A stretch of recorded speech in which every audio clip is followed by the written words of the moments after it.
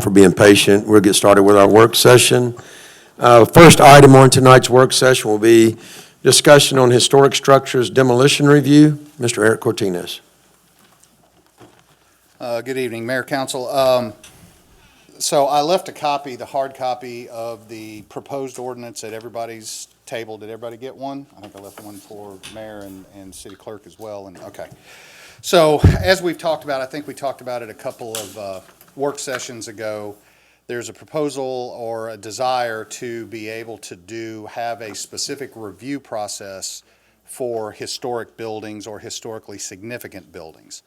One of the things in doing that, we have to kind of define what is a historically significant building and put some definitions in there, and then have a process, what this is, because it's kind of outside of the normal process that we do for building demolition. So the ordinance you see before you, the proposed ordinance you see before you, is what we've looked at. I talked to Chris Williams today. He looked at it. This actually is the final copy with his corrected language, clarifications, and everything we need to make sure that we're good and that it's valid and that it's fair. So I'll go over a couple of things with you. The overall purpose is to provide an opportunity for the city to define or identify historically significant buildings proposed for demolition, to try to educate those owners on opportunities that they have or possible alternatives to demolishing the building, possibly saving it through grants, through different easements, through different things that are available in an effort to try to save some of these buildings. Sometimes, an old building is an old building and it's no longer viable. And if that's the case, this ordinance does not prohibit somebody from being able to tear down a historic building. But what it does is it slows the process down to make sure that the owners of these buildings are given the knowledge they need to make a good decision as to whether or not it's something that is viable for them to try to save the building. So that's the purpose of wanting to do this. We made some definitions. We defined who is the responsible party, what the applicant's requirements are. One big point is, what is a historically significant building defined as? And it's defined as those buildings identified by any of the City of Fairhope's current or future historic surveys. And as of now, we have the 2015 Schneider report that we use. There's also a desire on the part of the commission to try to do some additional surveys, both voluntary and possibly with the help of a consultant, to identify some different areas. The Baldwin County Commission's Shields and Banners program. So when you're driving around town, you see that yellow shield on the side of the building. That is a voluntary registration program that the Baldwin County Historical Commission does. And part of that is identifying the historical significance of the building, be that a design type or a certain builder or a certain occupant. That signifies that there is historical significance, and that is something that is done voluntarily by the individual building owner. The Alabama Historic Commission has a map that shows buildings that they have listed. The National Park Service, which is the National Registry of Historic Places, and the Fairhope Single Tax actually has some really good information. They've got on their website, if you go and look, you can go and search by address or other things, and it gives you some history information on a lot of these buildings that aren't captured at the Alabama Commission or at the National Park Service or actually on the Baldwin County Shields and Banners. So anything that shows up on any of those systems that I just identified is what would constitute either a historically significant or potentially historically significant building. So those are going to be the buildings that this ordinance would apply to, and it would have to be clearly identified on one of those sites. So the process is going to be that the applicant has to submit an application, which right now everybody submits an application to the city to demolish any building. Theirs will include photographs of the property and neighboring properties, a map showing the property from the Baldwin County Revenue's website, an official or unofficial plot plan, and the historical status of the property, including whether or not the building does meet the definition of historically significant. The actual procedures will be within 5 days of receiving that application. We will notify the applicant, the building department notifies in writing that it must be reviewed in accordance with this ordinance, and that delay will not exceed 60 days. And the reason for the 60-day period is any desire of that owner to be reviewed or possibly demolished they'll come to the Historic Preservation Commission and meet with the commissioners to talk about potential ways to save it or to make sure they're aware of exactly what significance the building has. The 60-day is because depending on when the application comes in, it may overlap a meeting. You know, the commission meets like other boards once a month. If you can't get it in on a certain time, then that gives you the opportunity to be able to be within the time frame of 2 of the commission's regularly scheduled meetings. Eric? Yes, sir. So there's a possibility that could be a duration of less than 60 days. Let's say they got in 29 days before the Historical Preservation Committee met, and then that gave them time to talk to them, or, I mean, is there a way? I've heard some people express some concerns about that length Sure. of time, just because time is money type Sure. factors. Sure. Yes, sir. If they were to meet with the Historical Preservation Committee in a lesser period of, let's say, within a week, could that time be shortened up? It can. It says not to exceed 60 days. And a lot of it just kind of like when we're doing submittals to get on the council agenda. Sometimes you've got deadlines that you got to meet and for submittals, and you don't quite meet that, then you got to go to the next one. Right. It's the same kind of thing, being able to get on the agenda of the commission and being able to catch them at a regularly scheduled meeting. So it says not to exceed 60 days. It could absolutely be fewer than 60 days, but it just depends on the submittal time versus how it falls within the meeting time. Council Chair, if I. Yes, sir. And I Yeah, have so another we need a floor, though, I believe. If it's less than, are we being clear on what the floor is? Is it 30 days? You see what I'm saying? Like, Yeah, I see what you're saying. yeah. So- so minimum amount The of time, minimum, at yeah, least. we need Yeah, a because I minimum. thought the Yeah. minimum was 60, that's why I asked the question. So if it's not 60, then we need to make sure that's clear about what our floor is. Well, I would think the floor would default back to the next scheduled meeting that they have attended, That's- if that's the floor, because you can't say 14 days, because if it's Right. 28 days to the next meeting, that doesn't work. So Say it's 30 gonna, days. I would think if the minimum amount of 30 time would days. default back to when they can actually meet with the commission. I'd kind of understood that 60 days originally to be almost like a cooling off period is what I That's had what I kind of thought. That's why we understood. did it. I thought that's why we That's did kind the of 60 the way I days. had envisioned it. And now, if that's how the council Well, I wants to don't do. know that's if I want to do. No, I mean, I want to understood. hear the public input on that as Sure. well, because there are some concerns, but that's the Sure. way it was framed, I thought, in the first conversation. Yeah, in our last discussion at the commission meeting, it was listed as not to exceed 60 days because that gives you the opportunity, if necessary, to have 2 cycles of being able to meet with the commission, just depending on how the application falls versus if they apply on a Tuesday, second, third Tuesday of the month, well, the meeting's the next day. That's not going to work. So, or if it falls later. So that allows the opportunity to have two different months within the meeting of the commission to do it. But like I said, it's listed as not to exceed. It can't go over 60 days if the applicant is submitting and doing everything that they're required to do within the ordinance to have that hearing with the commission. Jay, you're the liaison, correct? Yes. Is that a well-attended meeting? I mean, Yeah. let's say you Well- don't have a quorum at one, and then it gets pushed back. I don't think mean, there's been an issue having a quorum. I don't think we've had a meeting yet where the entire body hadn't been there. Well, we had someone that was out of town, but it was 6 out of the 7. Right. Yeah. And are you guys open to just a special call meeting as well? You know, I'll give you an example. The Industrial Development Board doesn't meet very often. We just don't have that many items that come before us. So they're almost all specially called. And, we don't have a set time. We just call them when we need to have one. Is that, I don't know why nobody that would have any heartburn with that, right? They meet monthly, Yeah. They are, and they're regular. Okay. regular. And whether they have any outside business or not, they have discussions. So it would be extremely unusual for them not to have a quorum or a meeting, Now, in I'm my just trying to opinion. address people's concerns about time factor. Yes, sir. Yes, sir.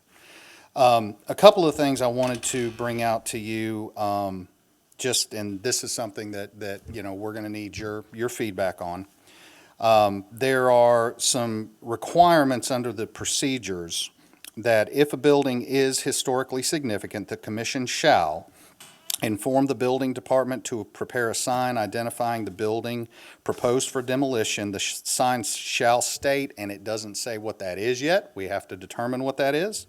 But it has to be posted within 5 days of the building department, by the building department on the property, and displayed for a minimum of 10 calendar days.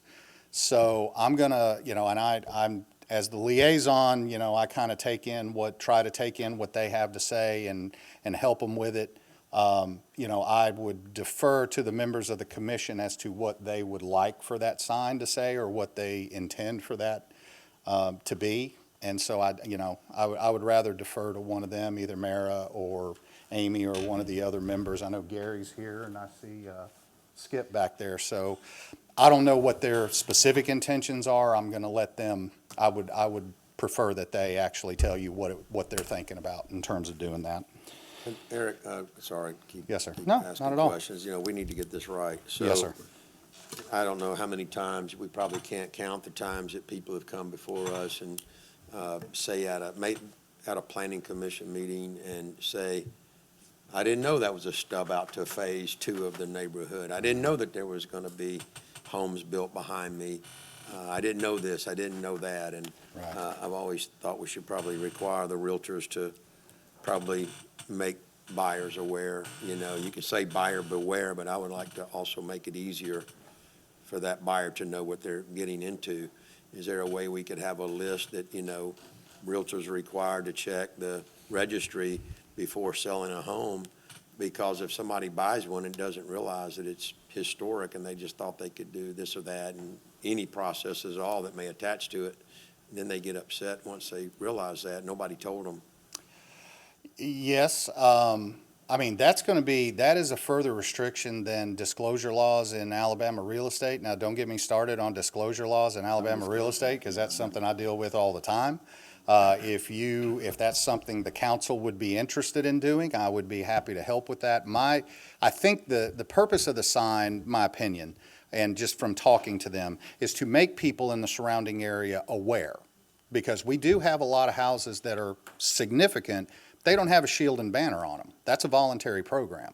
So you may have a house in the Fruit and Nut, you may have a house on, over on West Fairhope Avenue area that is significant, but it doesn't have a banner on it, so people driving by don't know, well, that's a historic home.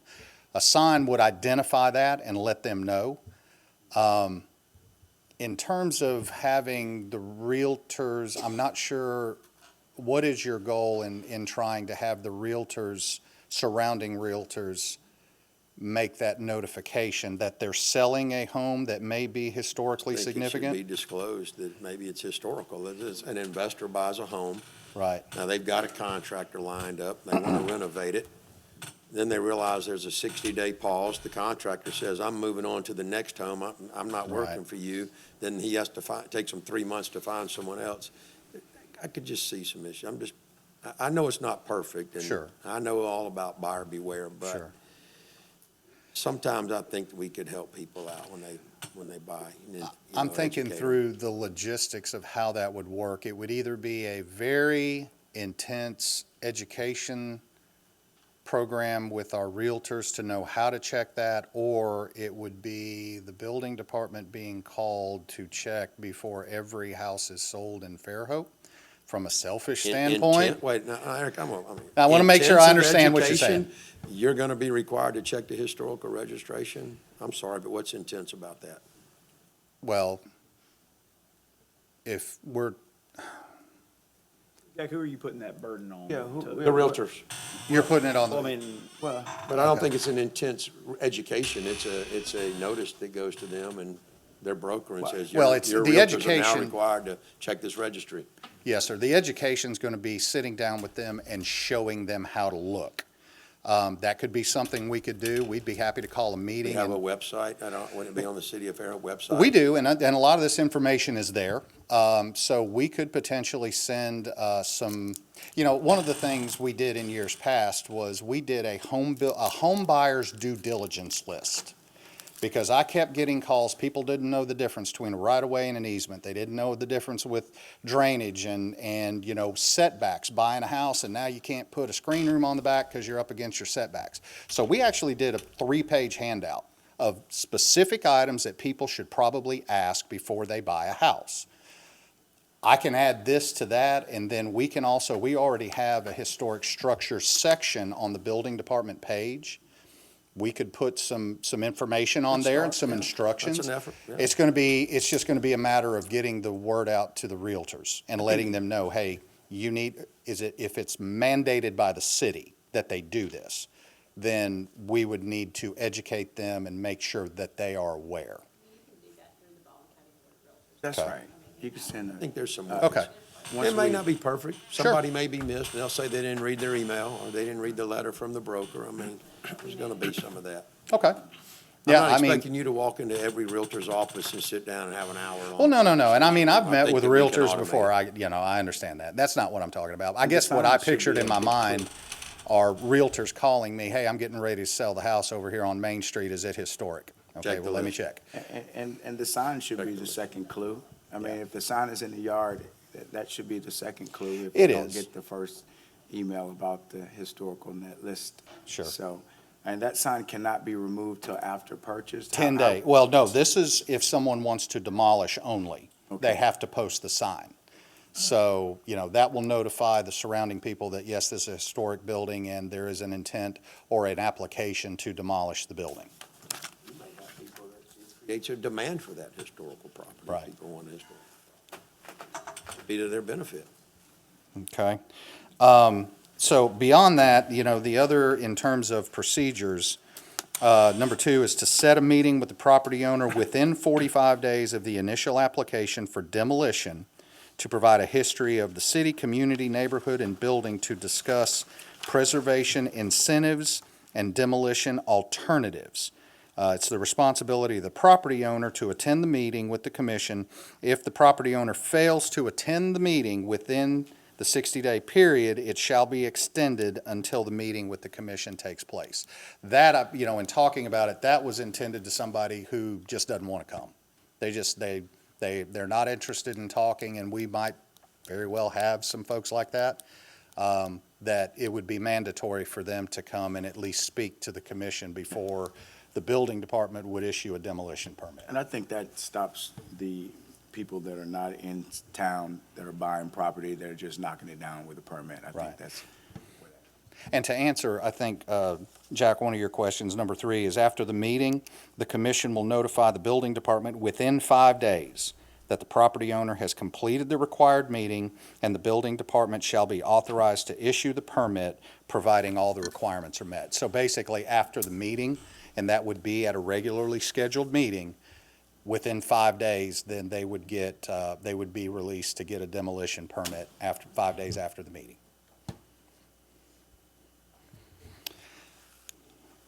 And to be, beyond that, it talks about demolition, documenting the building before it's demolished, which we actually do now. When I get a demolition application, I always go visit the site before we tear it down and get pictures of it showing the house before it was demolished.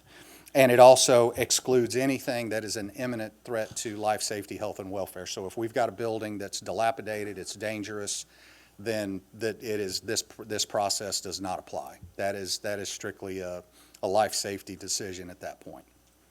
Well, there's somebody, Councilman Martin, you made a comment that someone may not live here. A lot of properties sold Oh, sight yeah. unseen in this city. No, absolutely. Well, there's a I mean, lot of properties They that get on Zillow and they say, I'll buy that house right there. Right. Never been here. Right. Happens every day. and there's a lot of Do properties. they have to be in person for this meeting, or can they have a Teams or a Zoom meeting? They could either, that hadn't been brought up. I would think a Teams or a Zoom meeting might work. If not, then they could have if they're buying a property in town, they probably got a real estate agent. They can do a delegated representative, possibly. I don't know.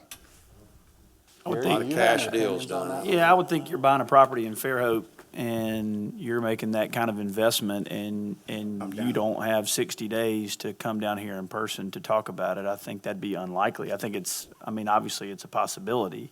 Okay. But I mean, if there was some way to do it by proxy or some other way, I think that was something that probably Okay. could be made to work. We can add that. Absolutely. Let's see. Permit fees. You know, we had talked about it, and actually that reminds Hold on, me. Eric, let me just go back to that. Yes, sir. I mean, I think the whole purpose of that 60 days is to have an opportunity to educate Right. and incentivize the owner of the property to consider the benefits of restoring or protecting the historic nature of that property. And if we do something that allows them to circumvent Right. having to have that meeting, that sort of, Well, I would almost rather them have a meeting via Teams or Zoom or other teleconference as opposed to having a proxy. that's what Because it's the that's, person- yeah, that's what I'm saying. And then do we need to, this could go on forever. Is it the buyer or could it be a prospective buyer?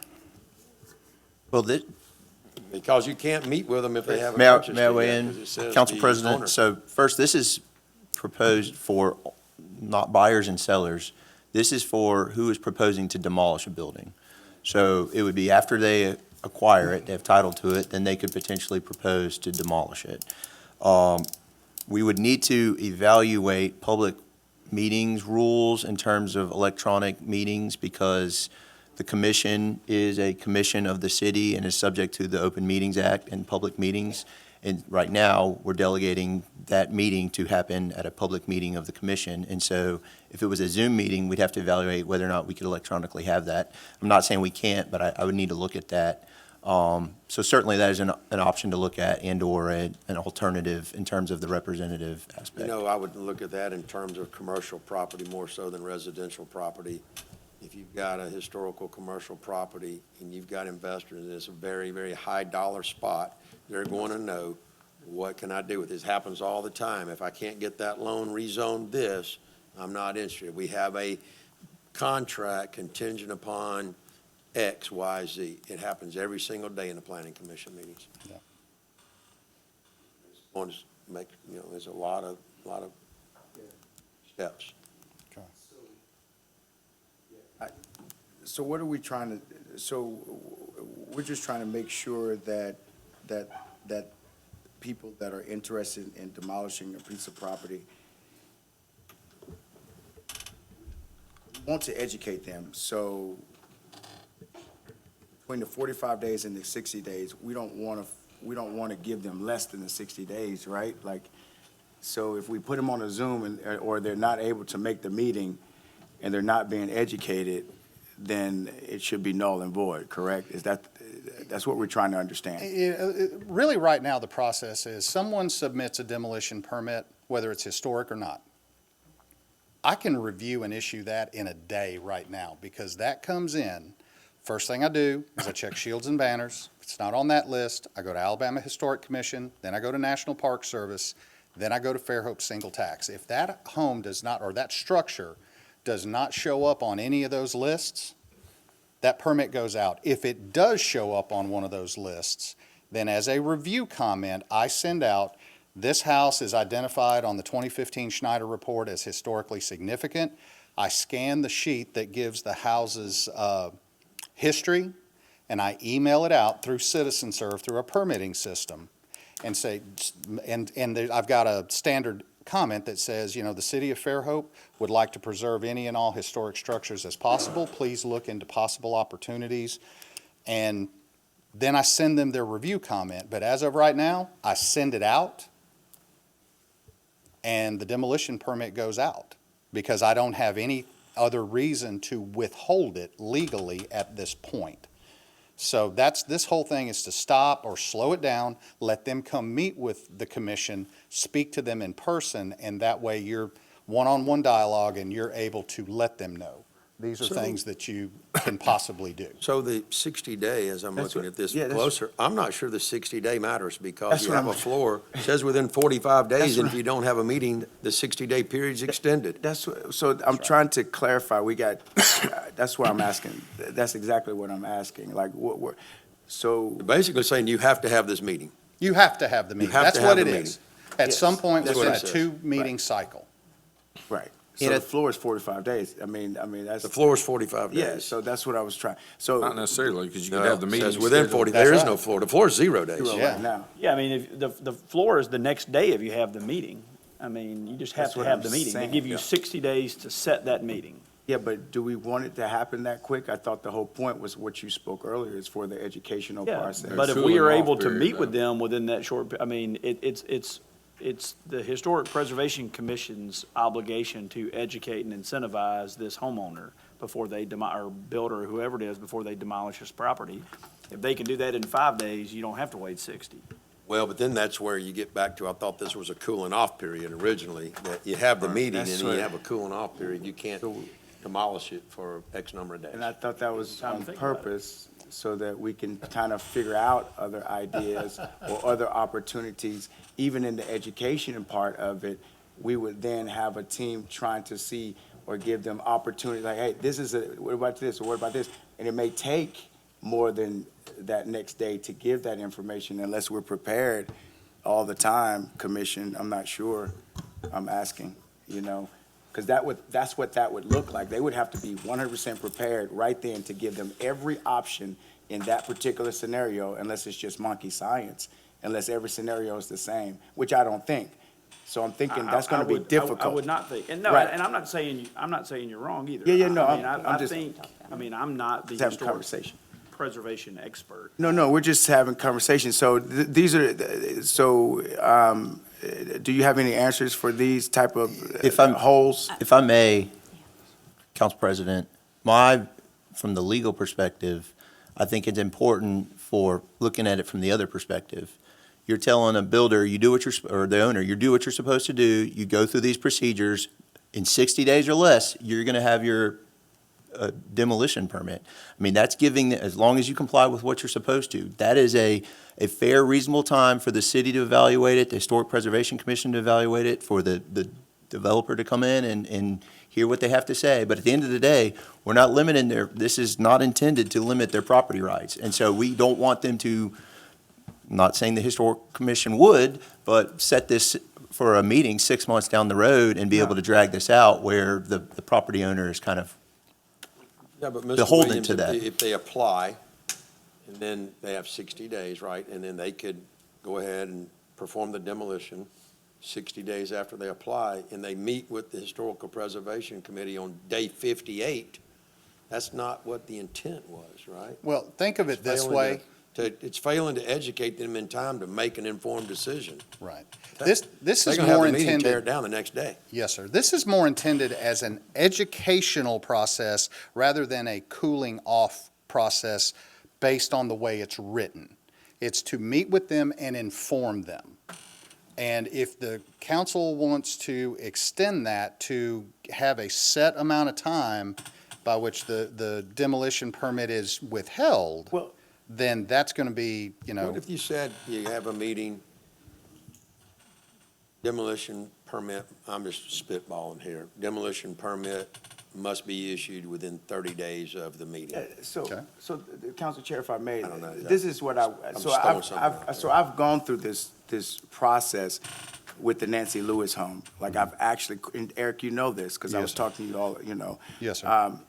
The problem what you get into when you have these situations is that, say, council, I'm speaking to my council, say that you decide, the builder or the buyer that's coming here says that, okay, we respect the historical, and they have no problems with it. But now there's a process to move that structure.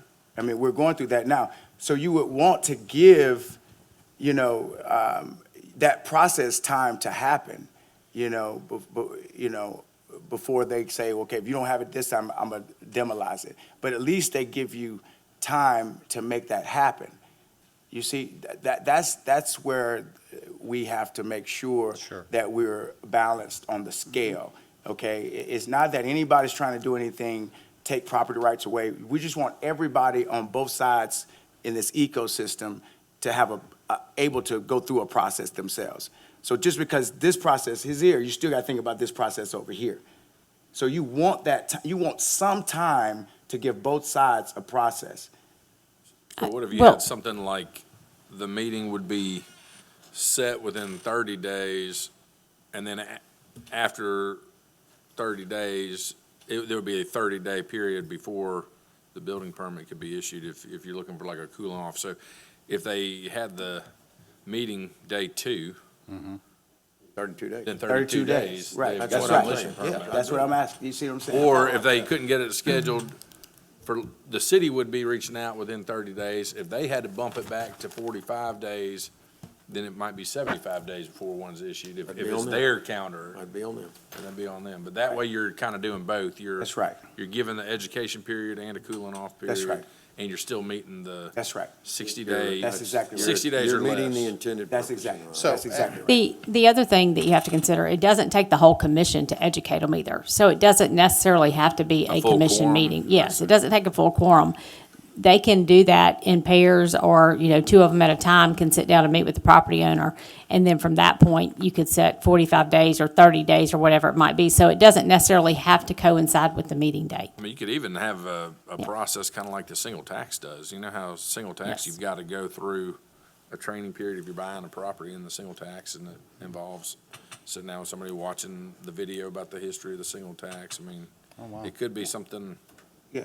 Yeah. similar to that. And they may choose to do a video where these people can watch it, and then they follow up with them by phone or something, but it doesn't have to be a whole commission meeting. Yeah. Yeah, that's, Is that some good direction, Chris? It is, but as it is currently contemplated, though, it is before the whole commission. So if that is something y'all are interested in, saying it could be I think you need to so, work on. Mayor, it. that's what Chris is saying. think Right that's now, what the way we have it set up, it's in a meeting right now, but you're saying we don't have to I'm have. just saying, I think we could talk to the commission. I don't know that it necessarily has to be, because it can just be several members of the commission who meet with the property Yeah, I owner. mean, the way it was discussed and contemplated was that you had the 60 days so that in the event there was an issue with getting a meeting scheduled in that initial 30-day window, you still could do it without overburdening the property owner by pushing it 30, 60, 90 days beyond that.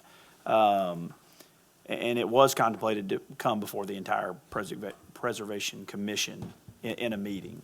And so my only concern with sort of the way it's being discussed now is that if there is some issue with setting that meeting in that first 30 days, then what happens? Then you're meeting on day 45, like Jimmy said, and then there's still a 30-day cooling off, so it's not just 60 days now, it's 75 days. Well, what if that meeting happens at day 58, then it's 88 days? And so you don't have this clear pocket like you do in the way it's currently drafted.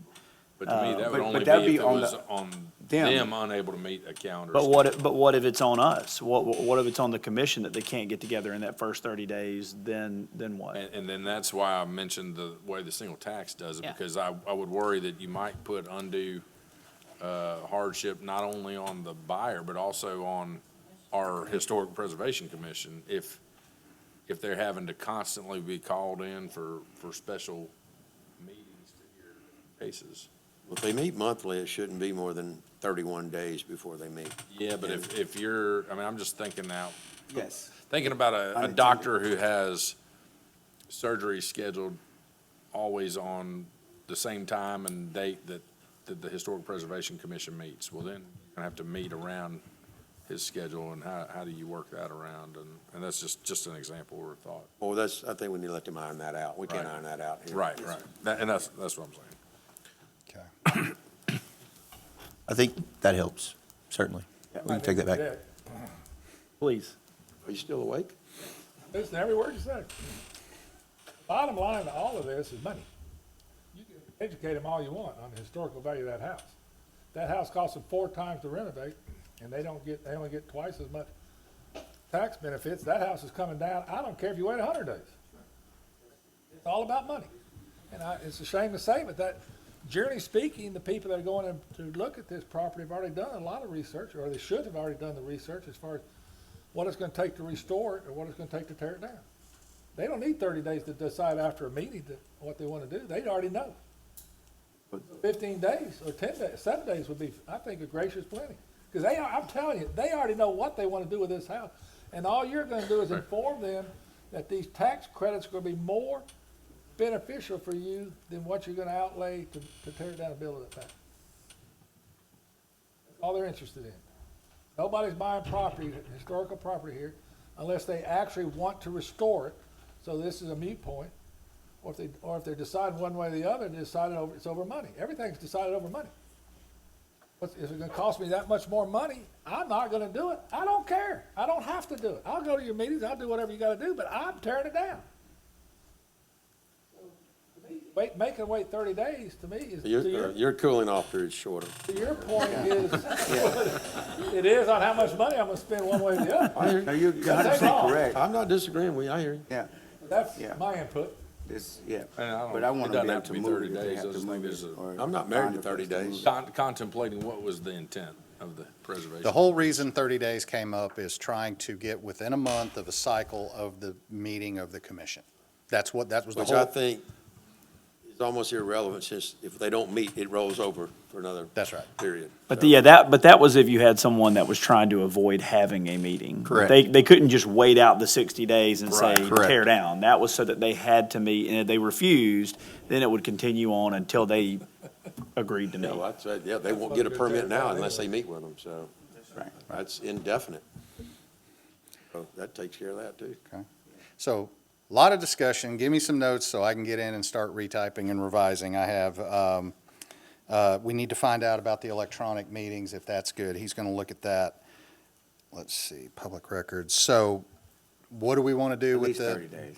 30 days, 60 I think days? that's a- What do you want to That's do? a I'd let the tough answer commission, to let the just commission work shoot on from that the a hip little and bit. give you a number right now. How about we think about it, Yeah, how and you about we send think me your about it? thoughts and let me know what you would prefer to do? Yeah, I'm not willing to make a knee-jerk Yes, sir. reaction to that Understood. question right now. And we can speak to the commission too. Maybe they have some ideas Yeah. how to Yeah, address some of exactly. these concerns. And we probably want to add a clause for Councilman Boone that he would have 100 days if he buys a historic property here in town. You do that, it's coming down guaranteed. I'm just telling you, I've dealt with a lot of people, that's just how things, things work. I'm sorry, but that's how it works. You know, I have faith that somebody may learn of the historical significance and decide to save it. We hope so, and we try to convince folks if they have something, if possible, because, it is important, but at the same time, it's their property. So, that's, Not meant to be punitive. it's not. And if you convince them, the time becomes irrelevant because they can do whatever they want. They're the ones applying for the permit in the first place, so they can just change their mind. But I will also say the commission put a tremendous amount of work into this, and they're trying to do things well. They're trying to look out for the community. So any thoughts you have that we can do that would make you more comfortable with it, by all means, please let us know. We'll get it revised, and I'll come back at another session. We'll talk it over Thanks, again. Thank you. Eric. Yes, sir. All right. All right, committee updates. Councilman Martin? I don't have any. Councilman Conyers? I don't have any tonight, no, sir. Councilman Robinson? I was going to talk to y'all about historic preservation. No, no, I'm good for now. Councilman Boone? Well, we had a personnel board meeting, but, just went over kind of old business and there was nothing to bring to the council. I have nothing. Okay. And I sat in for the rec board meeting for just about 15 minutes the other day. Mayor, any report from that? I don't know, I think we all had to skip out on that day, right? Anybody with the rec board wants to give a short report? Anything, Corey, I don't believe you could make it I either. called Pat to ask how it went. I think everything, there was nothing significant. All right, then I'll close the committee updates and ask for department head updates. If you'll please go through your agenda items when you give your update, please.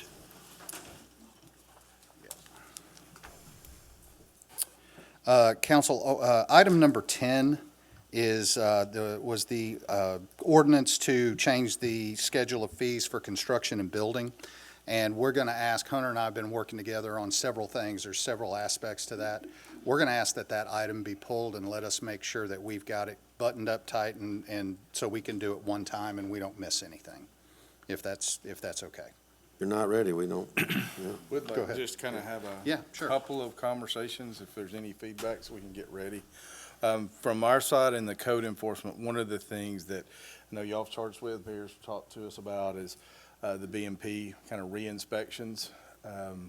We're looking at those. It takes a little bit of changes to the erosion sediment control to create those definitions. But right now, if things are not fixed, there's just a cycle of re-inspections that kind of go, and the only option we have is take them to court. After that, the damage is done, whatever. So we're looking at actual re-inspection fees that are tied to the permit, similar to the building permit fees.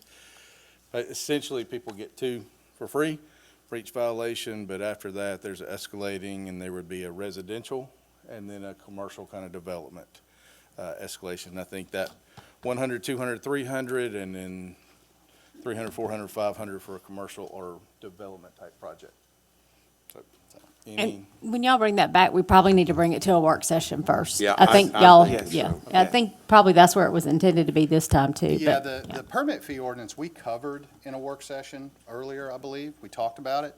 But adding the erosion sediment control fees, they were not previously in that ordinance. And being able to tie that in is what gives us the ability to do the administrative fees and fines versus having to go to court every single time and lose a month. let's put that on the next work session to talk about that in depth. Yes, sir. And I don't have any problem pulling it from tonight's agenda. Yeah, the other thing it includes too is the fees for the marina, for the lifts, the boat lifts, which we have talked about. But we need to take it a work session for this edition. Will do. Thank you. All right, next.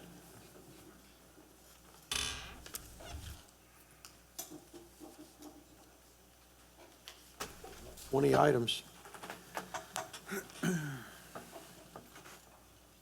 Are they all yours, George? All 20 of them yours?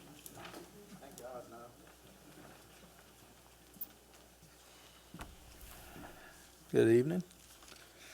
I have resolution number 12, the Crowder Gulf disaster debris removal contract.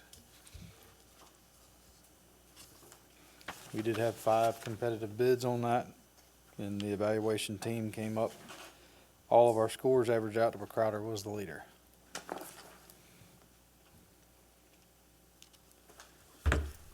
Any questions?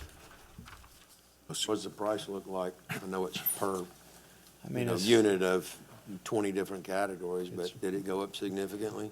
I mean, that's really hard for me to say with looking at as many items as it is, but yes, it did go up. Do I think it was considerably? I mean, it's really hard for me to say. Obviously, it also depends on the storm we get. Hopefully that we don't get. But I mean, of course, things have changed in the past 3 years, so they are more expensive.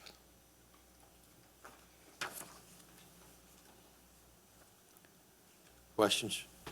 We may have more then, but no, thank you. Okay. And I have agenda item number 15. Getting your permission to accept a grant from ADEM for the recycle cans.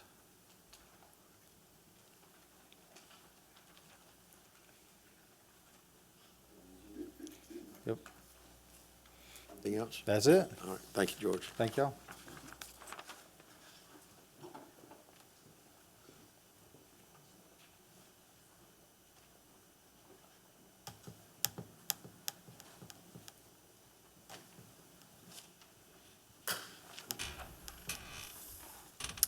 Good evening. I have agenda items number 13 and 14. 13 is in regards to putting artificial turf in the community kids park over the existing poured-in-place rubber surface that we're spending a lot of money every year trying to patch and repair. This should make the surface a lot more resilient And it'll make it much easier for my staff to be able to patch it in the future when that becomes necessary. So Pat, we had some emails that came in to us today. I don't know if you guys got the emails, but it's more of environmental stuff as far as what they call a hybrid situation to where you can. Yeah, do- I read the email. Oh, okay. It was referring to poured-in-place rubber, which is what we've had there since the Okay. park was constructed. Okay. And like I said, it's been there for however many years the park's been there, I'm not even sure. A long time.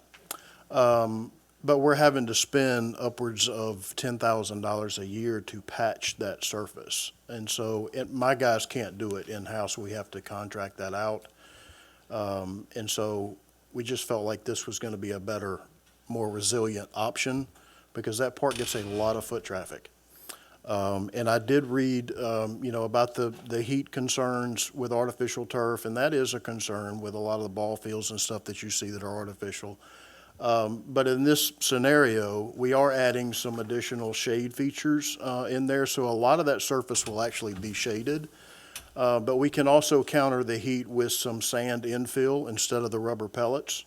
That's the next question I was going to Right. ask about. Was the Yeah, rubber so there are pellets. measures we can take to keep the heat down on it. Well, how much of this area is just going to cover? I don't see a graphic on this anywhere. All of what is currently rubber surface, and in addition to that, there's a big sphere climbing apparatus there that's next to the main playground, and that currently is just a mulch surface that we have to replenish with mulch.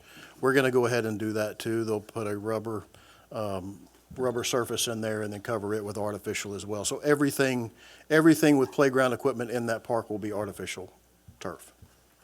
Okay, while we're on that subject of that park, can I ask how the splash pad's working? Splash Pad's doing great. They're great? Yes, sir. Okay. I literally had somebody tell me that it was having problems, but I haven't played on it in a while, so I wasn't sure. The cannons we're probably gonna have to replace at some time. We've tried rebuilding them and sometimes they do okay, a lot of times they don't. Something like that, yeah, everything else is good. But that's just features we can Good. swap out, Okay, yes. all right, very good. Number 14 is in regards to, we're wanting to purchase new cutting units for 2 of our reel-type mowers. So we have 5-gang reel mowers that we use on all of our athletic fields. These reels would be replacing the ones that are on the mowers at the soccer complex. Those mowers are currently 6 years old, and so we've gotten plenty of use and wear out of those reels, and we're just wanting to replace the cutting units because the mowers themselves, engines and hydraulics are all in good shape, so we feel like we can get probably another 5 or 6 years out of these mowers. The fact that you had this budgeted, but your maintenance budget, so that's why you had to Correct. pull Yeah, from other. I did line items. have this expense budgeted in our equipment repair budget line item, but that has gone over more than I anticipated this year with, repairs to trucks and equipment and what have you, so. Got it? Okay. I really appreciate you putting those sources in there Yeah. too. Yeah, Sure. real helpful. Thank you. Thank you, Pat.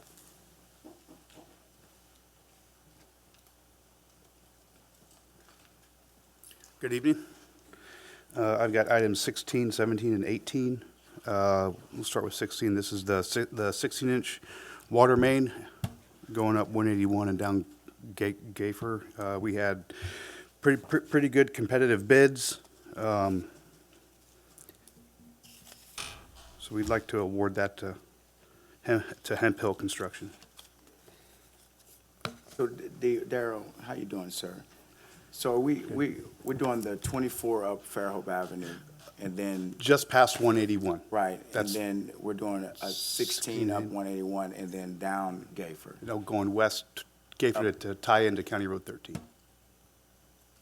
So this 16 is on Gayford. Is this the right resolution I'm talking about? It's the one, yes, this is on Gayford, right? Doesn't it come back and tie into Fairhope Avenue? It does. Yeah, so we, just making clear, that 16 is gonna be okay is that big enough for us? Absolutely. Yes, because we're gonna, Going forward. you know, this is kind of phase one of what, of our overall, what we want to do. And, you know, our goal is to connect tank to tank. So, Okay. yes, absolutely. So I want to ask you, so there were some errors in the low bid. There It was was. supposed to be an ad, and they counted it as a deduction. No, it was supposed to be a deduction, they counted it as an ad. It says down there in one of the bullet points on the bid tab. I was reading that. I thought if they counted it as a deduction instead of an ad, it would make their bid less, and that's why it was incorrect.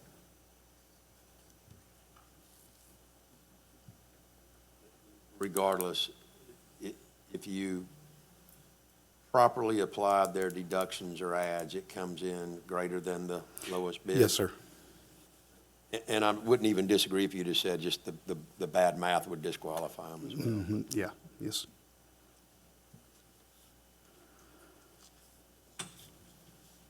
Darn close, aren't they? A lot yeah. of those bids are really, really Yeah, I mean, close. there was a lot of interest in this Good one. bids. There was a lot of interest. I'd say 5 of them were all in family, maybe 6. Mm-hmm.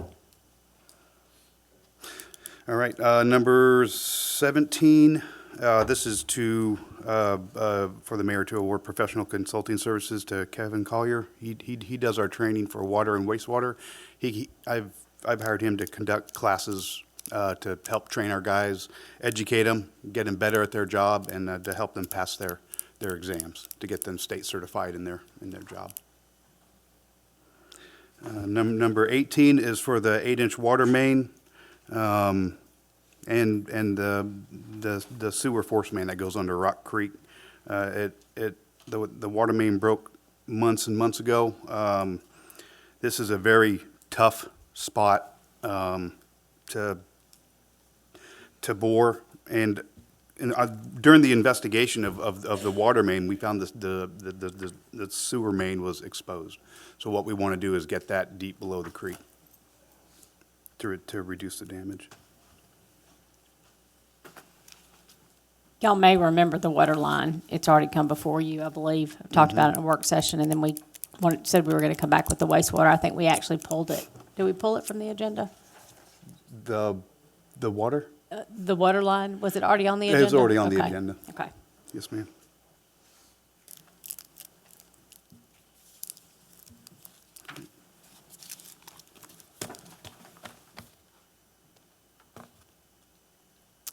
The other thing I just want to mention while Daryl is here, that Rob with Krebs is here, if y'all had any additional questions about the 16-inch line. And we did pull Councilman Boone and Councilman Burrell in to have some extensive conversation with them on that, because I do know it's a big expenditure.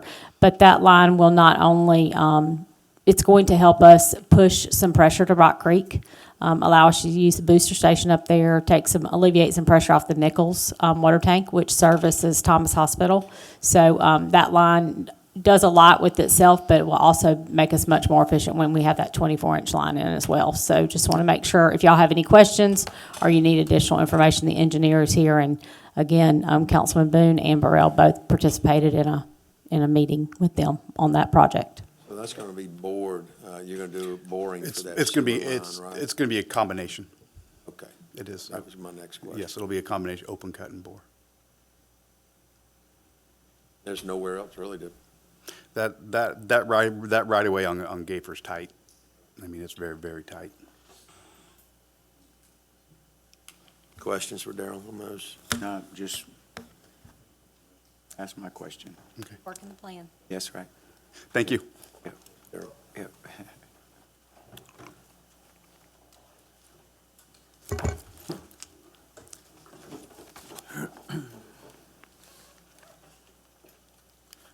I have no agenda items, but I did leave you a handout on your table as part of the compliance part of the Rebuild Alabama Act. We're producing an extra 1 cent of gas tax for us to resurface roads. we have to approve a transportation plan that identifies roads that qualify for that additional money. It is producing around plus or minus $190,000 a year from that additional 1 cent tax. And what you have attached here for the transportation plan is a list you've seen before. It is always added to, but the very top of the list, 1 through 10, are what Public Works has identified their goal to resurface for this coming up budget year.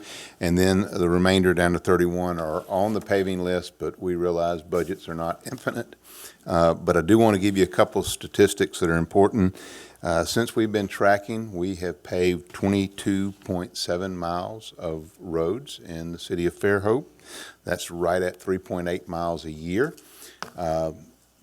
If you divide that into our road mileage of 160 road miles maintained, that gives us a reoccurrence factor of 40 years, meaning that if your road got paved last year, if we're at the pace we're on, it'll get paved again in 40 years from now. Probably needs to be a little bit shorter than that, but we continue to work with the funds that we have.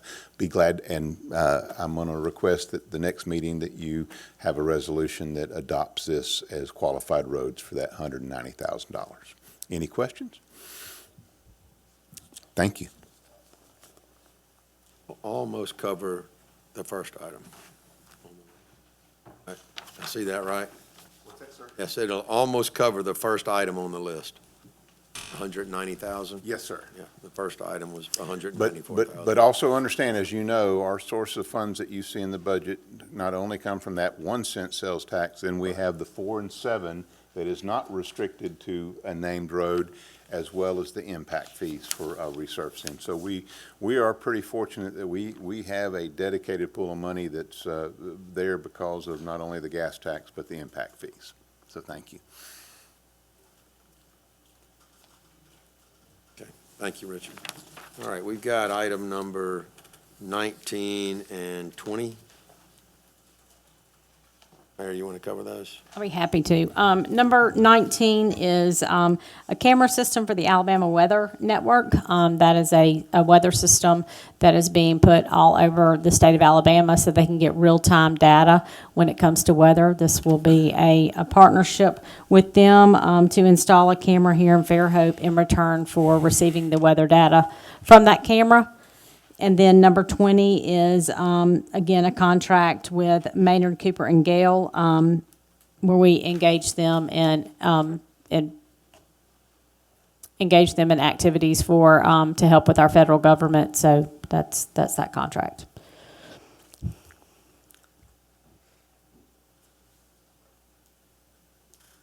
I might say that's the same terms as we've had. It is. Previously with them. And I know people probably look at that and question that it's a lot of money, but they have helped us. Just recently, they helped us with that FEMA grant where there was a little over $2 million that we were able to secure and get that release to be able to use that money. So again, we get a lot of good benefits out of being contracted with them. I think that we've all recognized that they've done a great job for us. They have, yeah, with the Brought- airport brought a lot of grant money in. appropriations, yes. Absolutely. All right, so 5 and 6, we'll talk about those in the meeting. How about number 8 and 9? Those are just being introduced. Do you want to cover 8 and 9 at all? I don't have 8 and 9. I do have 11. Okay. Just real quick, Okay. I think this is the first time the council has seen this since you first adopted the small cell ordinance.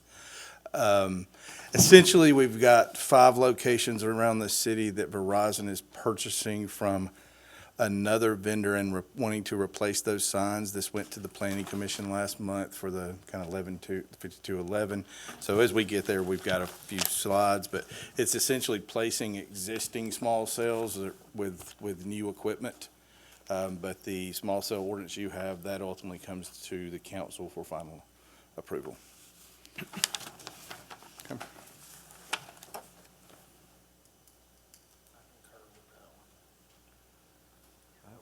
I concur with that one. He caught me outside my office about 40 feet trying to get a text. You can't, from here to the bay, you can't get any service, and that covers that area. It's horrible right now. Council President, I just want to let you know, on number 8 and 9, we did cover those in the work session at the last meeting. And they'll just be introduced. Anyway. Correct. I think we need to go through them, though. Who will speak to that? Either Richard can or, because I don't think Justin is here, but Richard can speak to Did you speak to him? Yes, as you recall from the last meeting, Justin did a great job. As we brought officially Flying Creek Nature Preserve online officially Saturday at 10 o'clock. And one of the things we wanted to make sure that the ordinance for park rules were updated to capture the appropriate rules in that park, as well as there was a conversation we had with you last meeting about an ability for appropriate groups to have youth camping at the Nature Preserve by permission of the council, but we wanted to make sure that ordinance got cleaned up so that it stated such, because right now it just basically says no camping, period, and there's no exception or condition that the council can grant. So those were just the two items. Nothing new. We hadn't introduced any new rules. That we just wanted to codify the rules in place to be applicable to Flying Creek Nature Preserve, and also give the opportunity for youth groups. And as you recall, the component of that is if the council deems it appropriate to grant a camping permit, part of that's tied to that group will have to do service hours while they are camping in the park. So there's a kind of a return investment there. I'd be glad to answer any other questions. Do we need to say, I notice it says dogs must be on a short leash to maintain control of a dog, which is great. You have a dog there, but do we need to say must pick up after your dog at all times? That's usually gets cited in there, but we do have that noted in the park. Let me go back and look at it.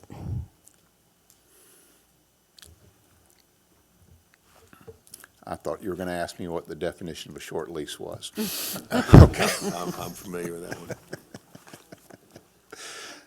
Thank you. Thank you. Thanks, Richard.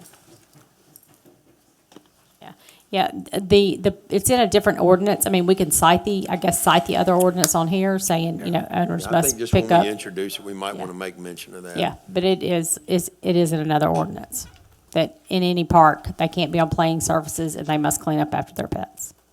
So, Or added a reference, Yeah. I would say. Reference it. Mhm. You can find that in the break. We'll take a break and we can just add that when we introduce it. Council, anything else? Covered just about everything. Let's take a 9-minute recess, if that's correct. And let's come back at 5:45 and start the regular council meeting.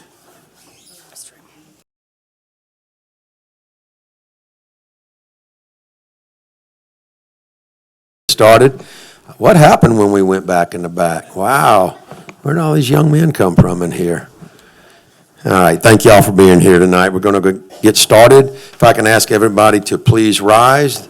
Tonight's invocation will be given by Reverend Michael Presch, Fairhope United Methodist Church, and I will ask you to please remain standing for the Pledge of Allegiance. Let us pray. Lord God, you are the giver of all good gifts, and we are incredibly aware of them in this community.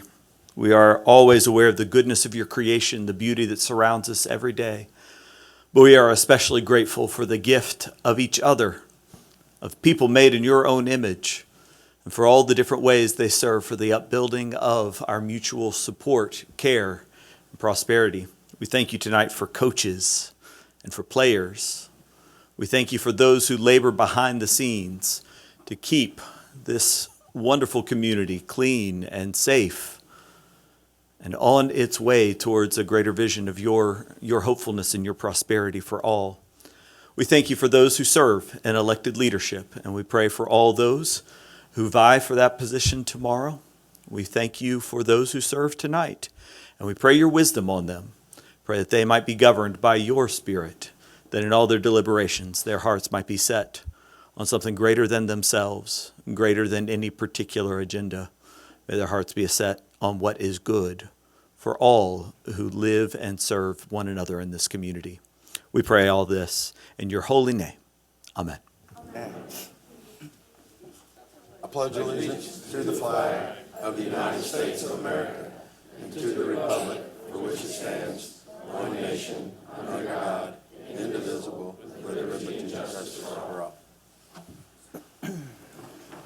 Thank you, Reverend Presh. Okay, just a note, council, at the request of staff, item 10's been pulled from the agenda. I don't think there are any other amendments. We will make an amendment to one of the ordinances that will be introduced, item 8. I have some notes to add to that before that's introduced, so I think that's all housekeeping. So you should have the minutes from the regular city council meeting and work sessions held on August the 11th. I'd like to entertain a motion to approve those minutes. I make a motion to approve the minutes as submitted. Second? Okay, we have a motion and a second. Any additions, deletions, or changes? Okay, hearing none, all those in favor of the motion, please say aye. Aye. Opposed, please say nay. All right, motion carries. Thank you, council. Mayor, your report, please.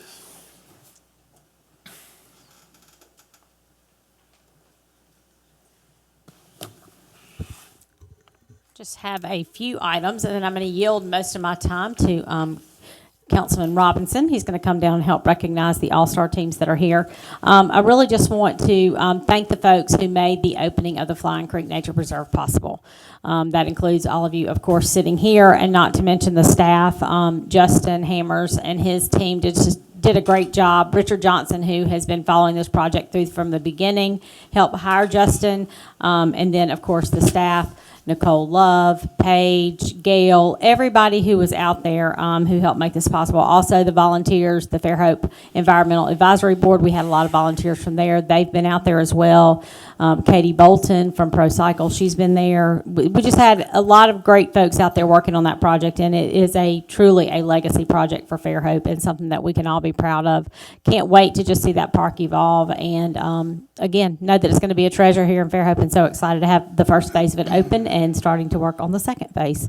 So thank you to everybody, specifically Justin, for all of his help. And also want to congratulate Fairhope High School. I'm sure most of you have seen online that U.S. News and World Report, Fairhope was listed as number 6 as best high schools in the state, and so, which is a huge accomplishment for them. They have been listed in that listing for some time, but being number 6 is really something, a feather in their cap, and just want to congratulate Mr. Cardwell and his team there at the high school for all they do for our students and for our community. So congratulations to them. And now we are going to recognize the all-star teams. Councilman Robinson? Sure.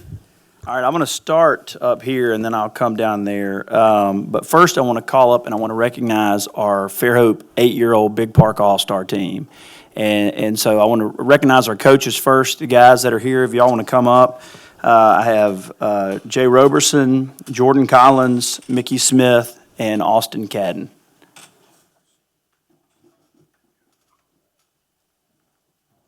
Oh, and Colin Cutright, sorry.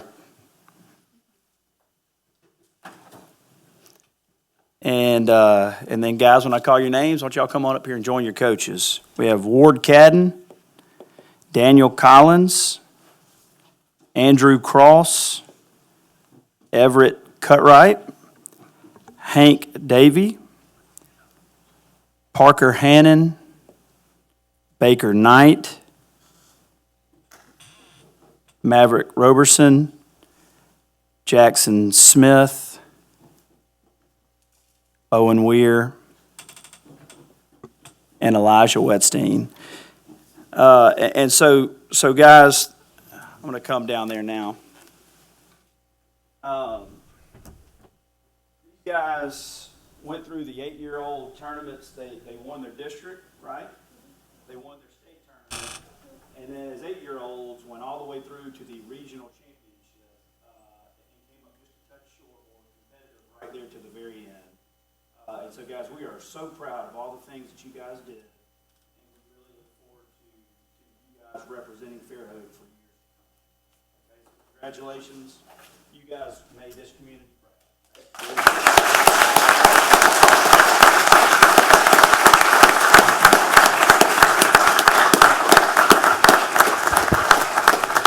I just had one thing that I wanted to add. I've had the pleasure of watching these gentlemen play, and want to thank the coaches too. I mean, I know the time and effort that goes into to coaching, to traveling with these teams. So thank you for what you do, for pouring into the youth in our community, and for just spending so much time with them. I know these are memories that they're never going to forget. And I also want to thank y'all for representing Fairhope the way you did. I have just heard so many great compliments about your sportsmanship and how well you acted, and really representing Fairhope well, which is really important to us when you leave Fairhope and you go other places. We always want to know that you're being good representatives of our community, and heard nothing but wonderful things about you. So thank you. I'm glad you played well, but I'm glad you represented well too. Thank y'all so much.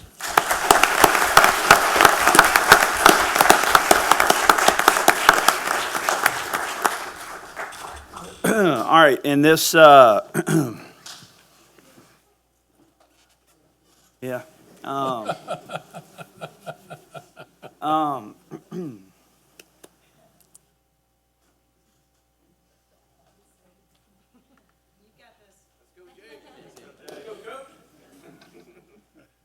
I don't think I can.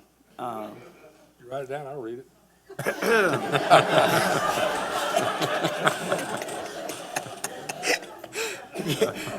Well, I'll sit up here. It might make it easier for me. So next, we're going to recognize the Fairhope 12-year-old All-Star team. And so Coach Nick Houseman, Coach Colin Roof, you guys come on up here.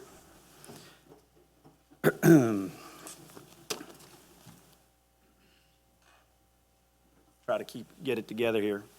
And so, boys, I'm going to call your names. I want you guys to come up here and join your coaches. We've got Cullen Williams. We've got Carson Pope. Cody Thornhill. Barrett Roof. Matthew Bishop. Dawson Kelly. Fisher Fortman. Emmett Houseman. Parks Robinson. Aiden Frigo. Charlie Leggio.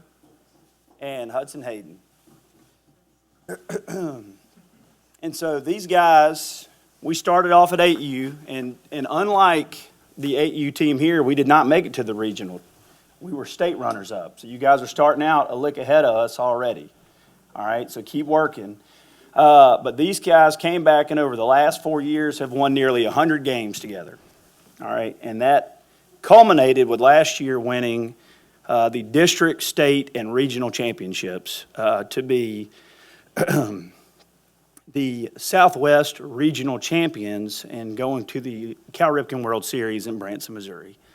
And they were great. We didn't win it. That went to Team Japan. But these boys competed every game. And we played a game that was live streamed with play-by-play, and we had over 20,000 people watching it.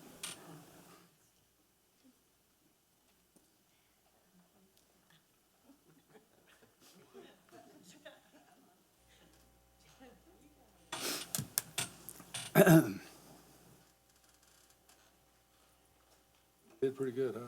And it was awesome. So I want to congratulate these boys on all they've done, not just for themselves and in baseball.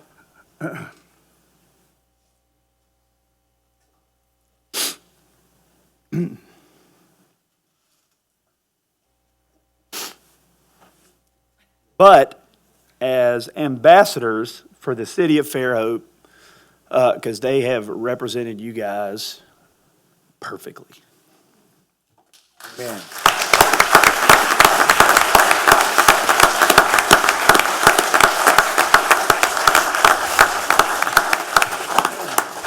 Again, more young men that I have enjoyed watching play over the years. And y'all, my favorite place to be is a gym or a baseball field or a softball field or wherever it might be. I prefer to be there any day over City Hall. So look forward to continuing to watch y'all play at the next level. And thank you to Coach Jay for making me kind of tear up. I mean, really. But I know he's so incredibly proud of y'all, and just thank you again for representing Fairhope the way you did. I know y'all are great ambassadors, but one thing I want all of us to do, if you're a parent of one of these players, can you raise your hand or stand for me? Can you stand for me if you're not already standing? If you're a parent? thank you for what you do. Thank you for the travel, the time invested, the money that you spend. And I hope all these boys, thank you for what you do, because it does not go unnoticed. I mean, it takes a lot of time and effort to travel the way you do and to participate in these sports. So thank you for what you do. Man. All right, Parksy. And now, if y'all come to the lobby, I'd love to get a picture.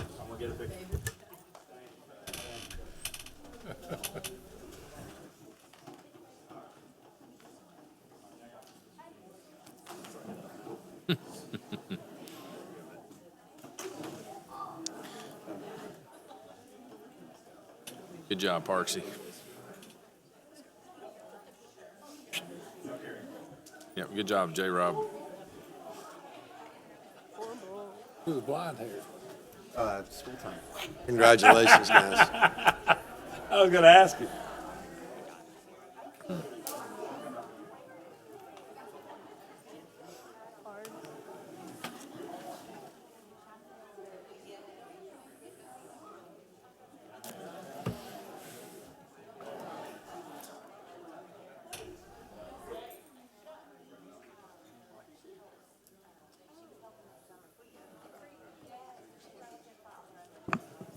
I'm going to assume that closes the mayor's comments, right? Yeah. Yeah, I think so. That was the crescendo. All right, and if you want to address the council on any agenda item number 5 through 20, if you'll come through the podium and state your name and address for the record. If you have something to bring up before the council tonight that is not on the agenda, you'll be given the opportunity at the conclusion of tonight's meeting. So, floor is open for public participation for agenda items. You'll be given 3 minutes.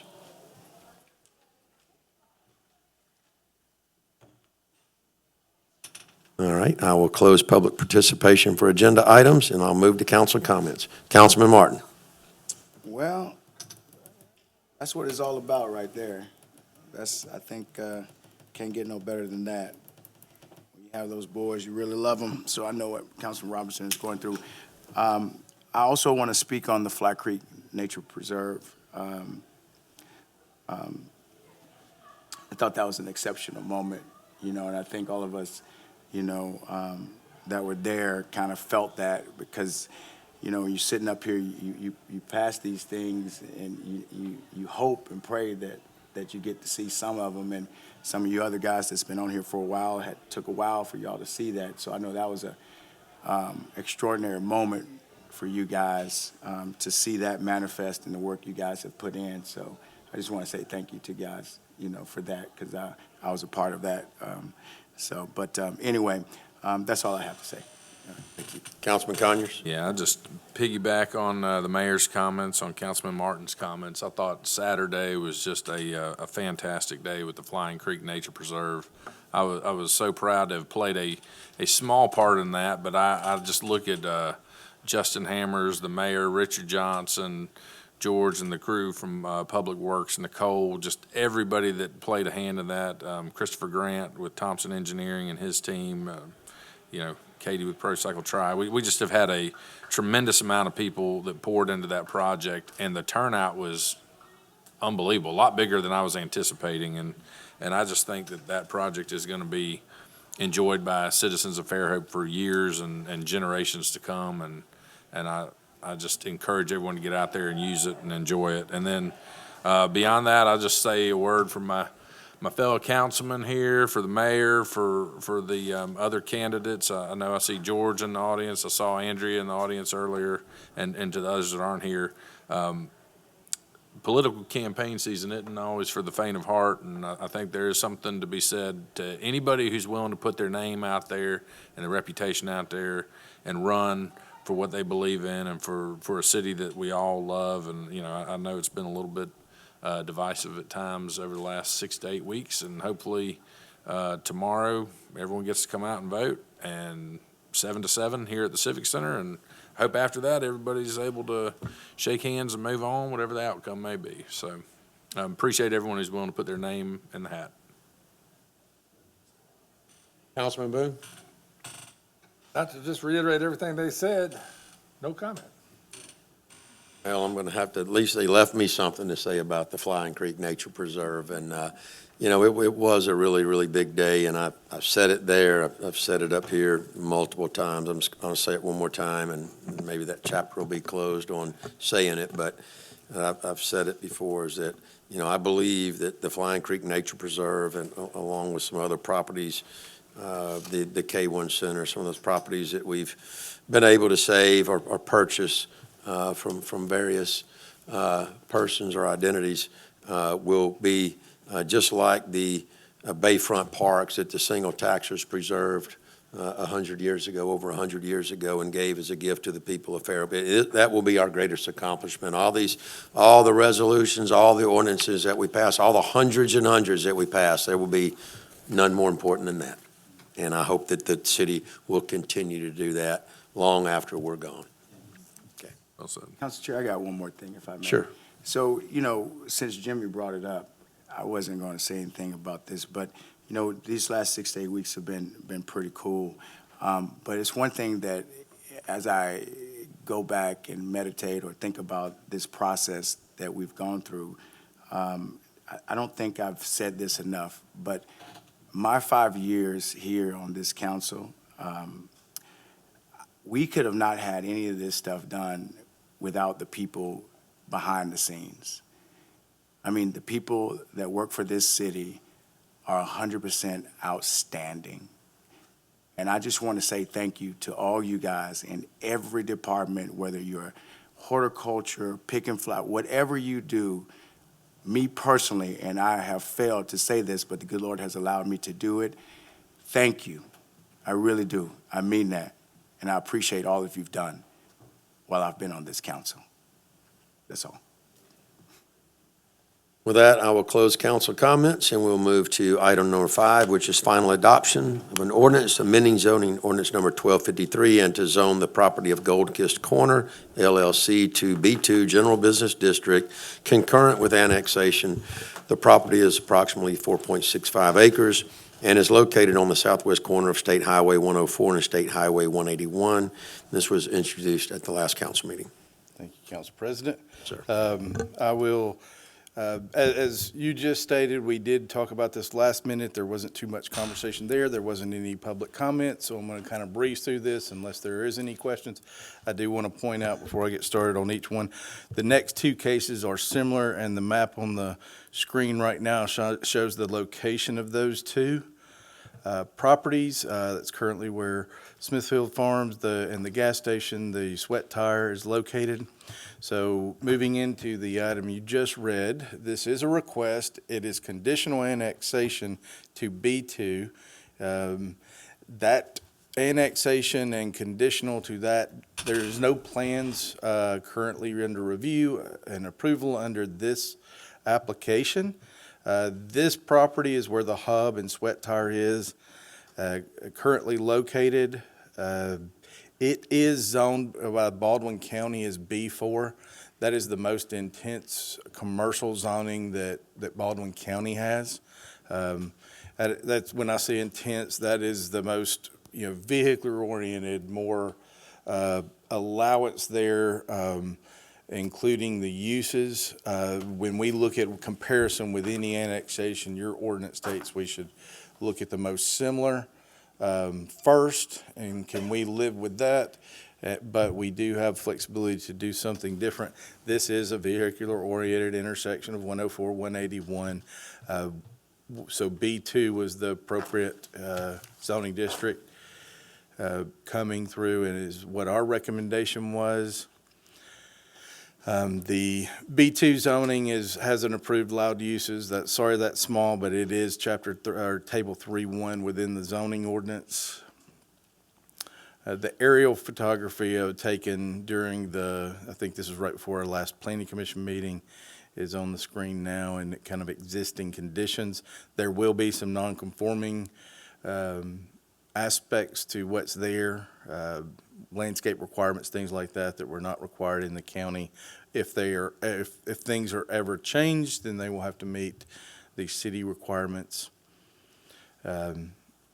we do have one condition, just to make sure there are adjacent residential properties, so that if it's ever developed, our zoning ordinance requires a 20-foot landscape buffer between commercial zone property and residential. Both of the properties we're going to look at tonight are adjacent to residentially zoned properties.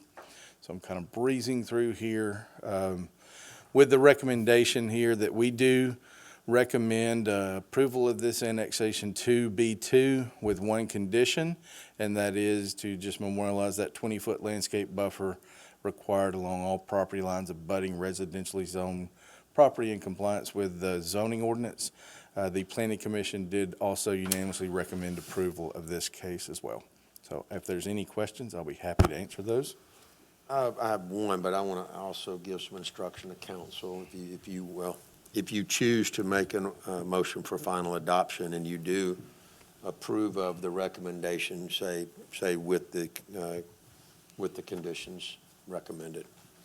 So I noticed there were citizens in some of the surrounding neighborhoods that pushed back on this. Is it your understanding that under the county zoning, they could put such things that there were concerns also on that property now by right? Is that correct? So some of the concerns were about what may happen down the road or what's existing right now. I know there was some, when it was unzoned properties, which a lot of our surrounding areas were, cell tower, neighbors were very concerned about, some other things.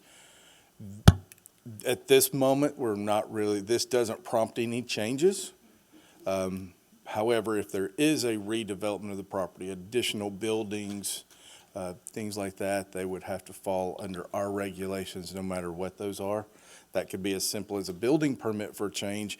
It could be a completely new subdivision or something along those lines. But I mean, are there uses, what I'm talking about is a use table by right in the county, B4 right now. Are there more obnoxious things in our B2 that are allowed, that aren't allowed in their B4? I would say no. That's a subjective question. I would say the B4 in the county allows many more uses than our B2 allows. That's what he's That's asking. what That's what he's our asking. B2 is more restrictive than the county That's, B4. that is, That's I what he's think asking. that's a So by correct right, statement. they could do things that, Well, they may not be able to do. more things that they wouldn't be able to do. I'm trying to get to something more restrictive. Yes. Our B2 is more restrictive in many cases than their B4, including the landscape buffers, the physical attributes when it's developed. Yeah, I agree, the landscape buffer and then the condition that you're imposing on conditional annexation is better than the deal they have now. But, if, for instance, B4 didn't allow for something that somebody would find highly obnoxious and our B2 did allow for it, I'd want to say, let's try to make that a condition. Yeah, and the counties, it's a little hard to understand the way that, it's not as simple as comparing one list to the next, because the way county zoning works, B1 is a list of uses. B2 allows those uses and then an additional list. B3 builds on that, B4 builds on that. So it's quite a long list of things when you So look B4 at is everything inclusive of B1, 2, and essentially 3. for- And then, Yeah, I don't want to speak as an expert on Baldwin County zoning ordinance, but essentially that is the way it works. It's cumulative everything within B1, 2, 3, and 4. They kind of set it up where each planning jurisdiction might have certain restrictions, but you're talking a lot of analysis there to figure out where one property might have a difference. So with this, some of this zoning relatively new, most of their restrictions were placed on denser residential development, not the commercial uses. So we do have kind of a. and I also, the traffic concerns, which obviously I believe we would all agree is a legitimate concern, but changing the zoning from B4 to city B2 doesn't change the traffic pattern there, or that the use is right. No, it is a commercial node at the intersection of two state highways. I think both us and the county recognize that, so I think that commercial traffic is expected in that area. We certainly want to make sure that we limit the impact of those adjacent neighbors, but we do also recognize that is where we want the commercial. If we're going to have vehicular-oriented commercial, that is where we want it. Those two highways and hopefully the 104, there's analysis on what that looks like to handle the traffic in the long term. So it is where we're looking for that to happen. Just some examples of B4 by right in the county amusement park, flea market, all sorts of automotive, any kind of automotive repair and sales, car lots, airport, armory, just a lot of different things that we may or may not. So, Council Chair, if I may, Hunter, kind of, go over the process. People worry about traffic, when for future development, this is a commercial node. But something comes back to us, there's always, it dings a traffic study if it's a particular type of commercial reality. So our regulations today, depending on what is proposed, and it's no secret, there's a table that says what is proposed, here's the review procedures. That could be as simple as a permit to something that goes through planning commission and back to city council. And essentially what is stated, if there is a new development, whether it's a simple building permit or a major development, if there is not 1,000 trips generated by that, then they just provide the analysis for that letter and don't have to do a full traffic study. But if it's something If that project is generating more than 1,000 trips a day, then they have to do a full traffic study to comply with that. That's working through ALDOT. And then that goes through, say that word, that goes through ALDOT. As part of that review, anything that happens adjacent to state highways, they're going to have a review as well. Right. So there's a multi-step review there. So then they have the opportunity then to make the mitigations or adjustments or create a pathic engineering traveling way that is efficient for whatever's coming there, correct? I'm going to hold off on, I'm going to agree with everything except for the efficient part. Well, in the review process. Yeah, but anyway, they should, yeah. But these steps happen when we have things that come across in the city to where communication happens past us to where it's not just us, where we do it the right way. Sure. Okay. Those state improvements, a lot of times there is MPO, a lot of the funding comes through federal and state DOT pools of money, so that some of that expansion of 181 South, That's right. for example, is something that it's not something we probably would require of a developer to pay for, or maybe the ALDOT may require that, but we can certainly look at postponing, even denying a development if that work hasn't been done. That's part of the review. Thank you. Any other questions? I'll entertain a motion for final adoption. So moved. Second? Can we have a motion and a second? Any further comments? Okay, hearing none. Clerk, will you call the question, please? Is that with the With the condition? condition. With the condition. Was that with the So condition? moved.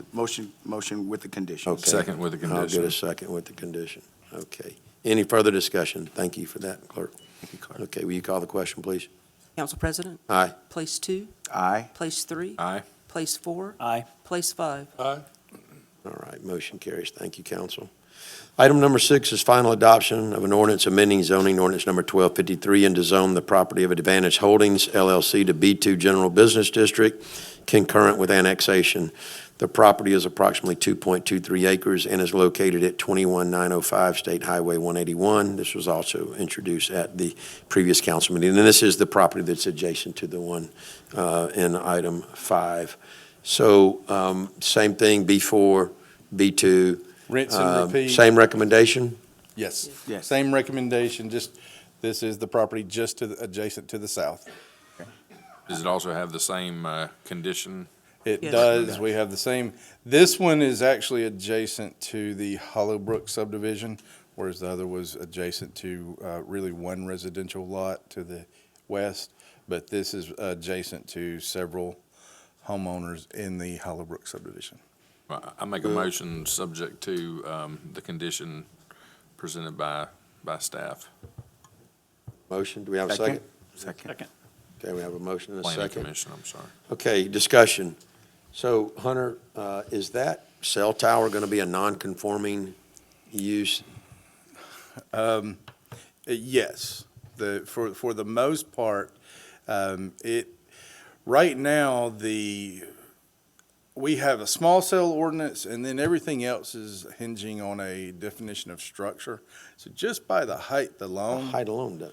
It would be. There was, one of the things we did look at for future development, there may be another one coming to you with a cell tower on property annexing in. It's not in this general vicinity, but we're looking at kind of that fall radius. What is it? How's it constructed? What's the engineering of that? I think this is a monopole that had a quite a bit of reinforcement that sounds like it may be there for a while. But if there was ever any proposal to replace it with something, then whatever our ordinance would be at the time, it'd probably be a little different than it is today. But They wouldn't currently be able to do it, would they? we do not address towers that big. We just have in our no structures over 40 foot tall, with some exceptions of church steeples in certain areas of their zoning ordinance. And how, you say it's not addressed, does the not over 40 feet not address it? We used to have a very specific about cell towers. The only place that resides now is in the airport overlay, which is, only governs a small portion of the area in the corporate limits. Our building height restrictions would preclude it That would be what Anywhere would except prevent, pretty much. yeah, Our any water cell towers. tower such as that within the corporate limits today.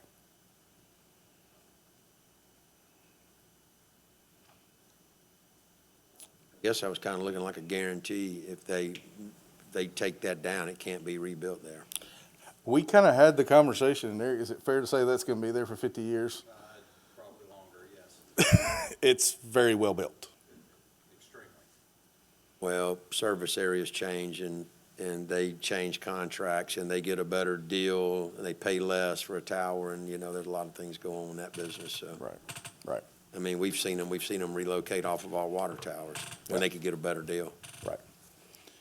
Yeah. That entirely possible in whatever, like I said, if it is a nonconformity right now. So if they ever propose to change that, substantially replace it, it would have to meet whatever our ordinance was at the time, or our regulations in place at the time.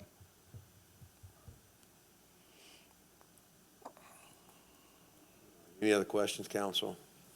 I guess I was looking for something more stronger than that, a little stronger than that, like can't be built unless the ordinance is there. I almost want to go on record and say I don't want to see it be rebuilt unless our height ordinance allows something that's that tall that it could ever be rebuilt there if it comes down. Can you say that? What's the hesitation? I don't get the hesitation here. What's the deal? I don't have a problem saying that. It's a nonconformity based on our ordinance, and I just don't want to project in 50 years what those ordinances will be. We're just saying that at the time, the ordinance at the time. Okay. So today, they couldn't do it. Right. Thank you. That's what I needed to hear. Okay. All right, I'll call the question. Council Clerk, call the President? question. Aye. Place 2, Aye. place 3, Aye. place 4, Aye. place 5. Aye. Thank you, council. Motion carries. Thank you, Hunter. Thank you. Okay, item 7 is final adoption of an ordinance amending zoning ordinance, I'm sorry, not zoning ordinance, amending ordinance number 1800, known as the Personnel Rules, Policies, and Procedures, specifically item 12, use of city vehicles, section D, assignment of vehicles, item number 1, take-home vehicles regarding the police department, introduced at the last city council meeting. I believe that this is the ordinance that would allow take-home vehicles for police, extending the radius from 15 miles to 30 miles. That it?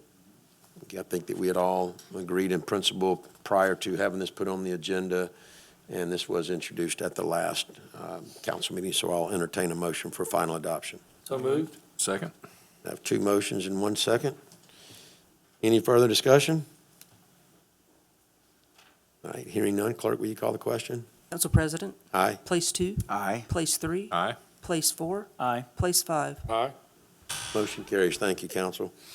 Item number 8, an ordinance to provide rules and regulations for the Flying Creek Nature Preserve Park. And before you introduce it, if someone wants to, I would say under Section 15-104 Rules and Regulations, item B, concerning dogs must be on a short leash to maintain control of dogs' actions. I would say add reference to our Code of Ordinances 5-10 and Article 1, Item 15-6, Rules and Regulations for Recreation Areas.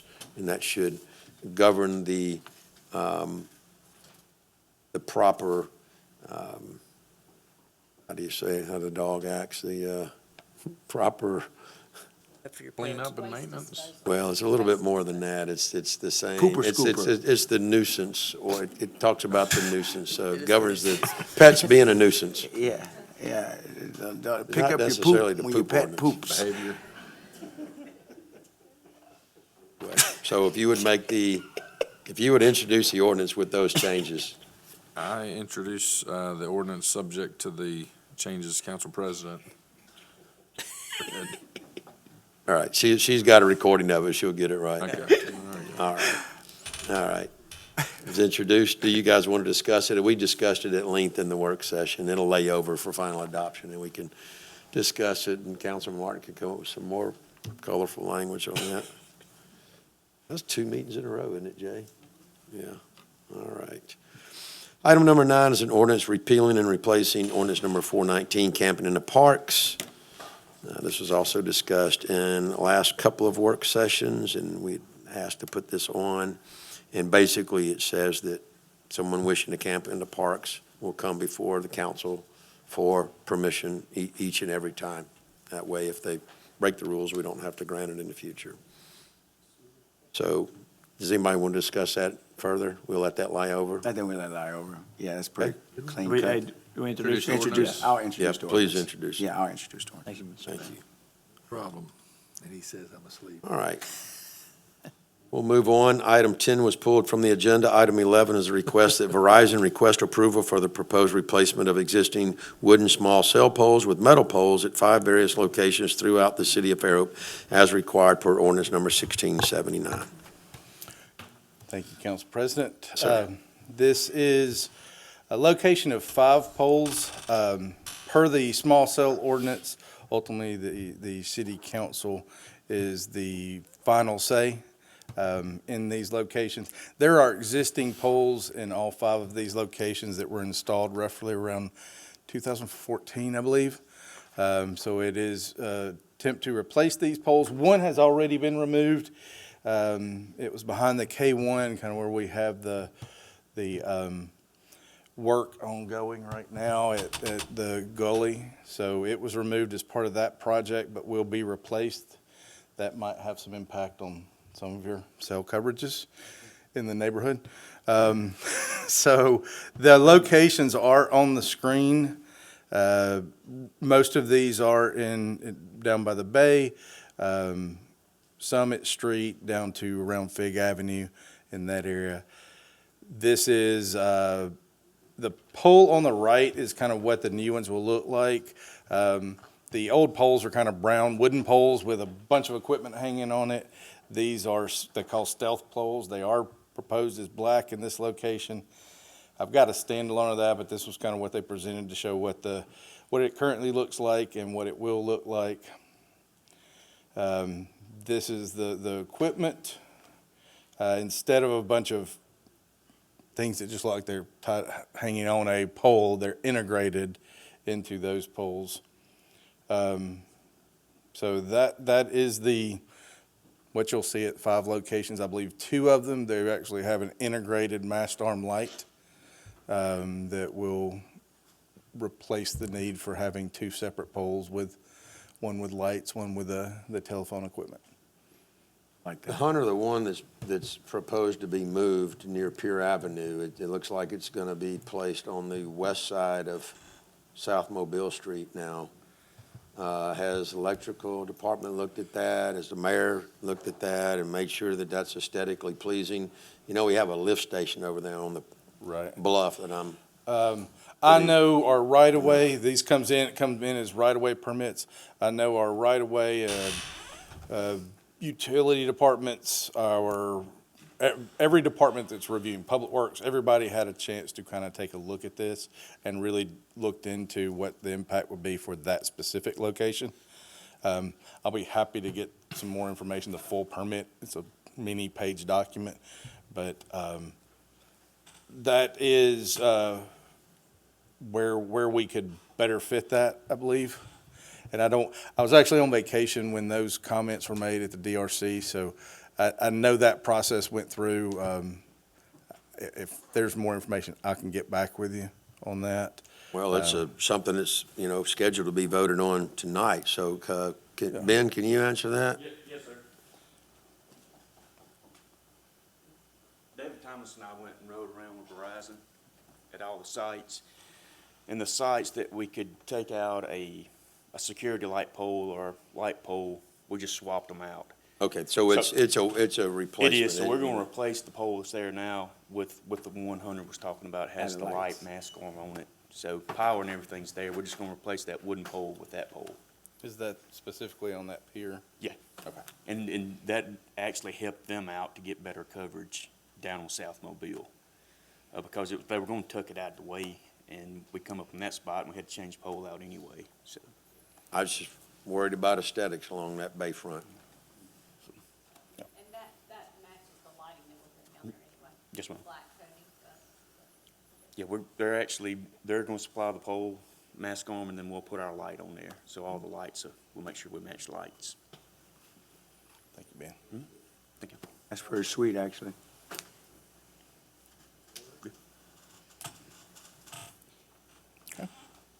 Lisa, do we have a motion and a second yet? No, you do All right, not. I'll entertain a motion to grant the request. So moved. Second? Do we have a motion and a second? Any more discussion? Okay, hearing none, all those in favor of the motion, please say aye. Aye. Opposed, say nay. All right, motion carries. Thank you, council. Item number 12 is a resolution to award the bid to Crowder Gulf for disaster debris removal and disposal services 2025. The cost of this contract will be determined if it is activated at the time of a disaster. So we basically get bids for, you know, truckloads of debris, tons of debris, and various types of units. And then we have those bids evaluated. No money is spent unless we actually had an event which would cause us to remove debris. So, you know, we don't know if we're going to have an event or how big it would be. So that's why it says the cost of the contract will be determined if it is activated at the time of a disaster. Okay, I will entertain a motion to award the bid. So moved. Second. Okay, we have a motion and a second. Any further discussion? Okay. Hearing none, all those in favor, please say aye. Aye. Opposed, say nay. All right, motion carries. Thank you, council. Item 13 is a resolution to award a bid to Great Southern Recreation for artificial turf at Community Park with a bid proposal not to exceed $144,688 and authorizes the treasurer to transfer from the FY25 budget from the general fund to capital projects fund in the amount of $26,688. I'll entertain a motion. So moved. Okay, we have a motion and a second to award the bid. Pat briefed us in the work session on this item. Is there any other discussion? Any questions? Okay, hearing none, all those in favor of the motion, please say aye. Aye. Opposed, say nay. All right, motion carries. Thank you, council. Item 14 is a resolution. The City of Fairhope approves the procurement of 2 sets of cutting units for real mowers that are on the Sourcewell contract with Beard Equipment Company for a cost not to exceed $40,014.56, and authorizes the treasurer to transfer funds in the amount of $40,014.56 to capital purchases in the fiscal year 25 budget from recreation expenses as follows. From equipment and vehicle repair, $18,193.39. From general maintenance, $15,821.17. And from equipment rental, $6,000 to fund this procurement. This will be used at the soccer complex, and we won't have to buy new mowers. Second. Is that a motion? Second. Motion and second. Okay, we have a motion and a second. Okay, thank you. Any further discussion? Okay, hearing none, all those in favor, please say aye. Aye. Opposed, say nay. All right, thank you, council. Item 15 is a resolution. The city council accepts the ADM Recycle Fund grant in the amount of $156,000 to purchase residential recycling carts and authorizes Mayor Sherry Sullivan to sign all necessary documents. So move. Second. We have a motion and a second. Any further discussion? Can't see any pushback on getting new garbage cans. All those in favor of the motion, please say aye. Aye. Opposed, say nay. All right, motion carries. Thank you, council. Item 16 is a resolution to award the bid to Hemp Hill Construction Company for Highway 181 in Gayfer Road. This is a 16-inch water transmission main with a bid proposal not to exceed $4,257,396. I'll entertain a motion. So moved. Second. Okay, we have a motion and a second. Quite a bit of money to spend without saying a few comments. And Darrell covered this in the work session, as mentioned by the mayor. The mayor's talked to, our water source contractor. Kevin has met with them. Kevin has a lot of experience in this. I've met with them. And so a lot going on here, but it's going to make for some redundancy between our 2 water towers on Fairhope Avenue. I think it'll be great for us and keep our water pressure up. So I hope that we award it. So with that, would somebody like to make, do we have a motion? You have a motion and a Okay, we have a second. motion and a second, boy. It's a long night. All right, any further discussion? Any other comments? Okay, hearing none, all those in favor of the motion say aye. Aye. Opposed, say nay. All right, motion carries. Thank you, council. Item 17 is a resolution. The council approves the selection by Mayor Sullivan for professional consulting services to provide wastewater and water certification training to Kevin Collier, and hereby authorize Mayor Sullivan to negotiate the not-to-exceed fee to be approved by the council. So moved. Okay. Second. I have a motion and a second. As Darrell mentioned to us, this would be for our training, our water and wastewater personnel. Any further discussion? Okay, hearing none, all those in favor of the motion say aye. Aye. Opposed, say nay. All right, motion carries. Item 18 is a resolution to award a bid to Underground Incorporated for an 8-inch water main repair under Rock Creek with a bid proposal not to exceed $584,664.50, and authorize the treasurer to transfer $309,285 from the water system improvement distribution and transfer $275,379.50 from the wastewater system improvement collections in the FY25 budget to fund this project. Question, is this for the water main repair or the sewer repair? Both. It is for both? Okay, very good. All right. Any questions, council? Okay, I'll entertain a motion to award the bid. So moved. Second. Okay, I have a motion and a second. Any further discussion? Okay, Darrell discussed this in a work session. Okay, hearing none, all those in favor of the motion, please say aye. Aye. Opposed, say nay. All right, motion carries. Thank you, council. Item 19 is a resolution. The city council hereby authorizes Mayor Sullivan to execute the weather camera agreement between Alabama Weather Camera Network, AWCN, WX Logic, the service provider, and the city of Fairhope, which is the host, to allow the installation of a weather camera at the host site for the benefit of public safety, education, weather observation, and broadcasting. Okay. I'll entertain a motion to authorize the mayor to execute the agreement. So moved. Second. Have a motion and a second. Any further discussion? This was also covered in a work session. How are y'all doing tonight? Y'all mighty quiet. All right. All right, hearing none, all those in favor of the motion, please say aye. Aye. Opposed, please say nay. All right, motion carries. Thank you, council. Item 20 is a resolution. The City Council hereby authorizes Mayor Sullivan to execute an extension of the Maynard, Cooper, and Gale PC Engagement Letter Agreement for the City of Fairhope from October 2025 to September 2026 with a retainer fee of $8,000 per month and a not-to-exceed amount of $96,000. And So moved. Second. have a motion and a second. The mayor discussed this in a work session. We feel like this is money being well spent. I believe just by engaging them over the past several years, it's resulted in, I don't know how many millions of dollars worth of grant awards, but probably 10 million plus. Very good relationship, and they're doing a good job for us. So with that, I will ask all those in favor to please say aye. Aye. Opposed, say nay. All right, motion carries. Thank you. Item 21, public participation. If you have anything else to bring forth before the council, if you'll come to the podium and state your name and address for the record, you'll be given 3 minutes. All right. Go for it. I want to be the last to be heard. Oh, you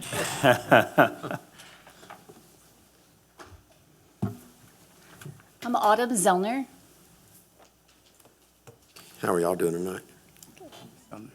What's your address? Ready? Tell your address.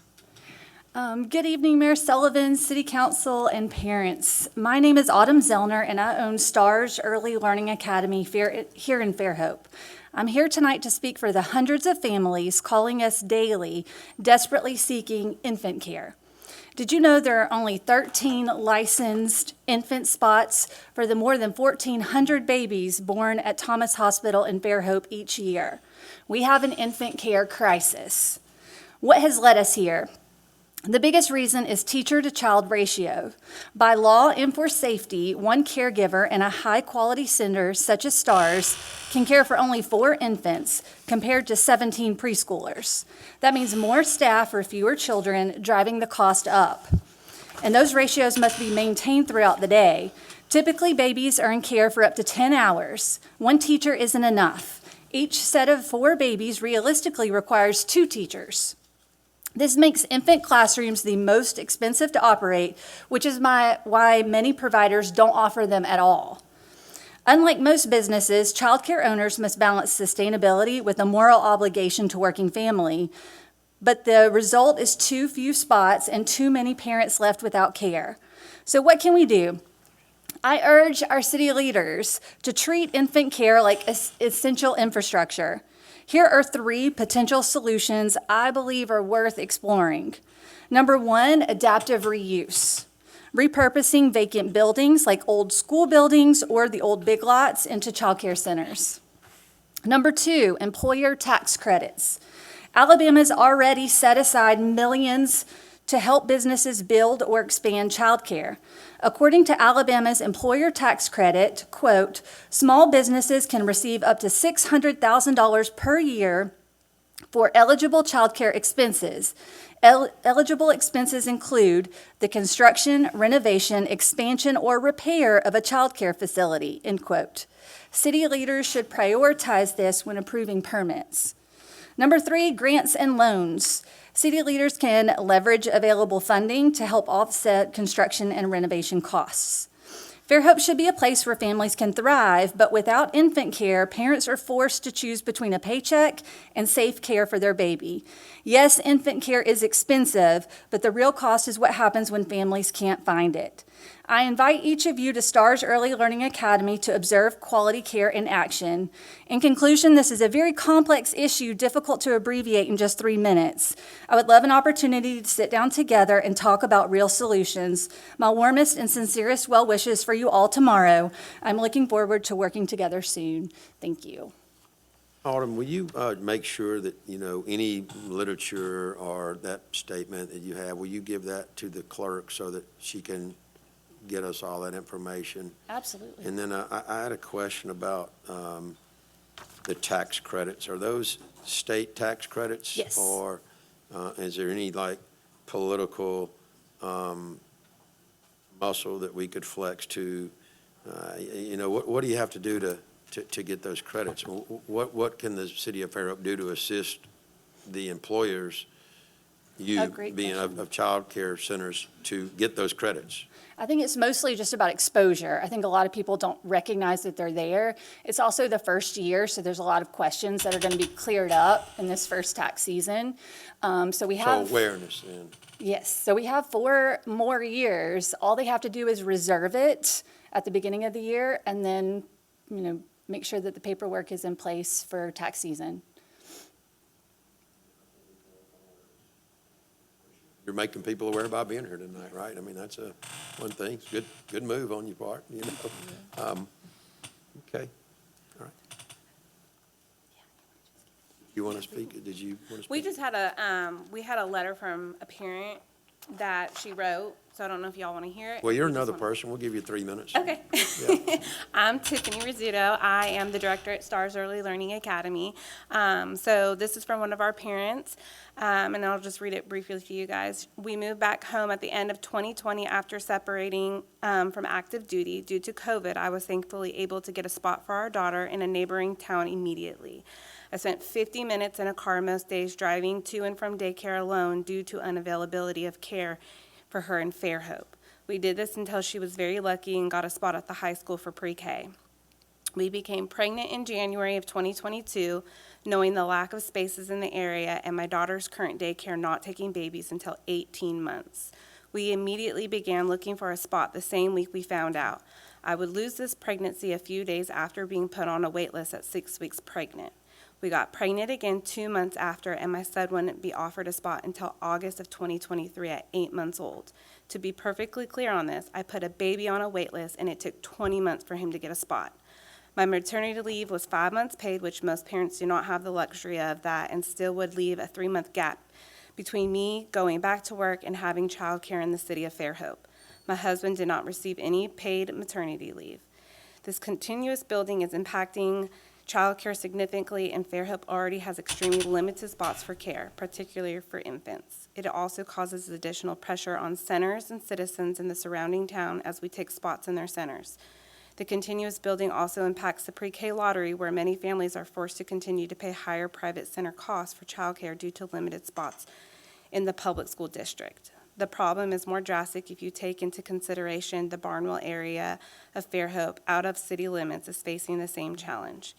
If Fairhope insists on continued development and not issue a moratorium, child care facilities to house the new residents and current residents must become a priority. And this is from Jennifer McClarty, and she's one of our families at our school.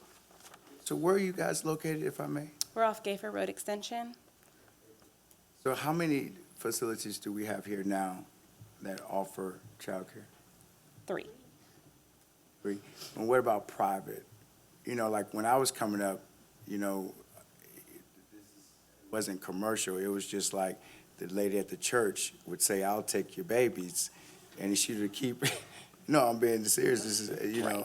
Do we know of those, like intimate ones? So those are the unlicensed facilities, right? But you don't have to, so you don't have to, so if they, but you have to have a certain number of babies to say licensed, right? Nope. You don't have to have a certain number of babies in your, if you keep one baby for someone, you have to be licensed? No. That's what I'm asking. Yeah. So what about the churches in the old way we used to do it? So some of them don't even take babies. So some of those church daycares don't take infants at all. And we are private, I'm a small business owner. It is just, it's not a corporate, it's just. Right. How many do you have in your facility? We're licensed for 87. We house around 70 due to safety. We don't fill as much as DHR allows for. And 8 of those spots are for infants. Only, so I thought the problem just infants or infants and pre-K? It's infant. As they get older, there's more options in That's the right. classroom side. So I want to clear that up as well, because I think we have done a good job of bringing in the pre-K, because we keep adding them, you know, but it's the infants really what we're talking about right now. Is that clear? Yes. Yes, so yeah. Yeah, okay. All right, thank you. Thank you. Thank For y'all. bringing that before us.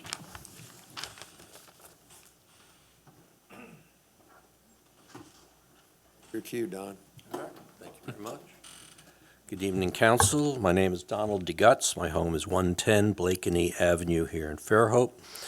I wanted to speak to the item on the work session agenda. There was the proposal of a draft ordinance at the time, Fairhope Historic Structures Demolition Review Procedures. If you recall, back in April of 2024, the Historic Preservation Commission ordinance was approved, the commission was created. I think this is the first product that I've seen from there. I've attended a couple of meetings to speak to another issue in support of historic preservation, but I learned much about their discussion on this one. If you recall, there was a mention of parts A, B, C, and D, that the creation of the ordinance and the creation of the commission was part A, and there would be others that followed to implement their ideas, but they were not to be restrictive of property rights. That was the big deal for so many years. Everybody spoke up here. I came to speak here to object to any restrictions on our ability to do what we want with the property that we buy or lease from Fairhope Single Tax. So now I see this ordinance as a draft, and you had the discussion. I appreciate everything you all had to say about it, no less than Councilman Boone's final comments about it's all about the money, and it's about the people who want to move here, and they're not going to want to be faced with restrictions or a delay. And I should speak to the delay. I did rent and buy a house on the Bluff in one of the oldest neighborhoods in town. And after retiring years later, we knocked it down. And yeah, it did, if Eric is here, Eric was very good about reviewing our application. It didn't take long to get a demolition permit, and there was no interruption to our financing, because when you get a new construction loan, you got to act quickly. And every minute counts, and every minute costs $1. So adding another 60-day, possibly 60-day delay to have a review by a commission according to their meeting schedule, I think is unnecessary. I think it's a burden that we were promised would not be placed upon prospective buyers. I think the realtors would be up in arms about this, and it's not necessary. So just to be nice here, we already have a site on the city website that speaks of historic preservation, and it advises people that we have historic structures, it contributes to the character. We would ask that you please, heed this, be aware, consider this if you're going to buy or move here or renovate. So this education you speak of during the work session, it's all about educating people, and you can do that without imposing a 60-day delay, without threatening misdemeanor charges and penalties and all that. This is not what we want to be seeing here. There's a different way to do it. I think Eric had mentioned there's maybe a way to reduce the time. Of course, it only takes a couple of days now, but the way this is written, even at best, it looks like 55 days. And, I'm sorry, I am over, but one other thing about this sign, to put up a sign. If you put up a sign for 10 days that tells your neighbors that this is historic and you might be subject to, or you might want to demolish it, I don't want my new neighbors to see that I'm subject to a constraint like that I might take down this house. There's a lot of reasons to take down houses here, and there's a lot of good reasons to preserve them. And like Kevin had said, it costs a lot of money to renovate. We will give you more time. Call me, call any of these council members, but I need to stick to these rules. Right. So thank you very much. I do have more to say about it, but I wanted to be heard. Going to miss you, Kevin. He'll be here till November.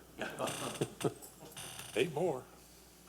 All right, floor is still open for public participation. Is there anyone else? Motion to adjourn. All right, we have a motion to adjourn. Do we have a second? Second. All in favor, please say aye. Aye. Opposed, say nay. All right, we're adjourned. Thank you.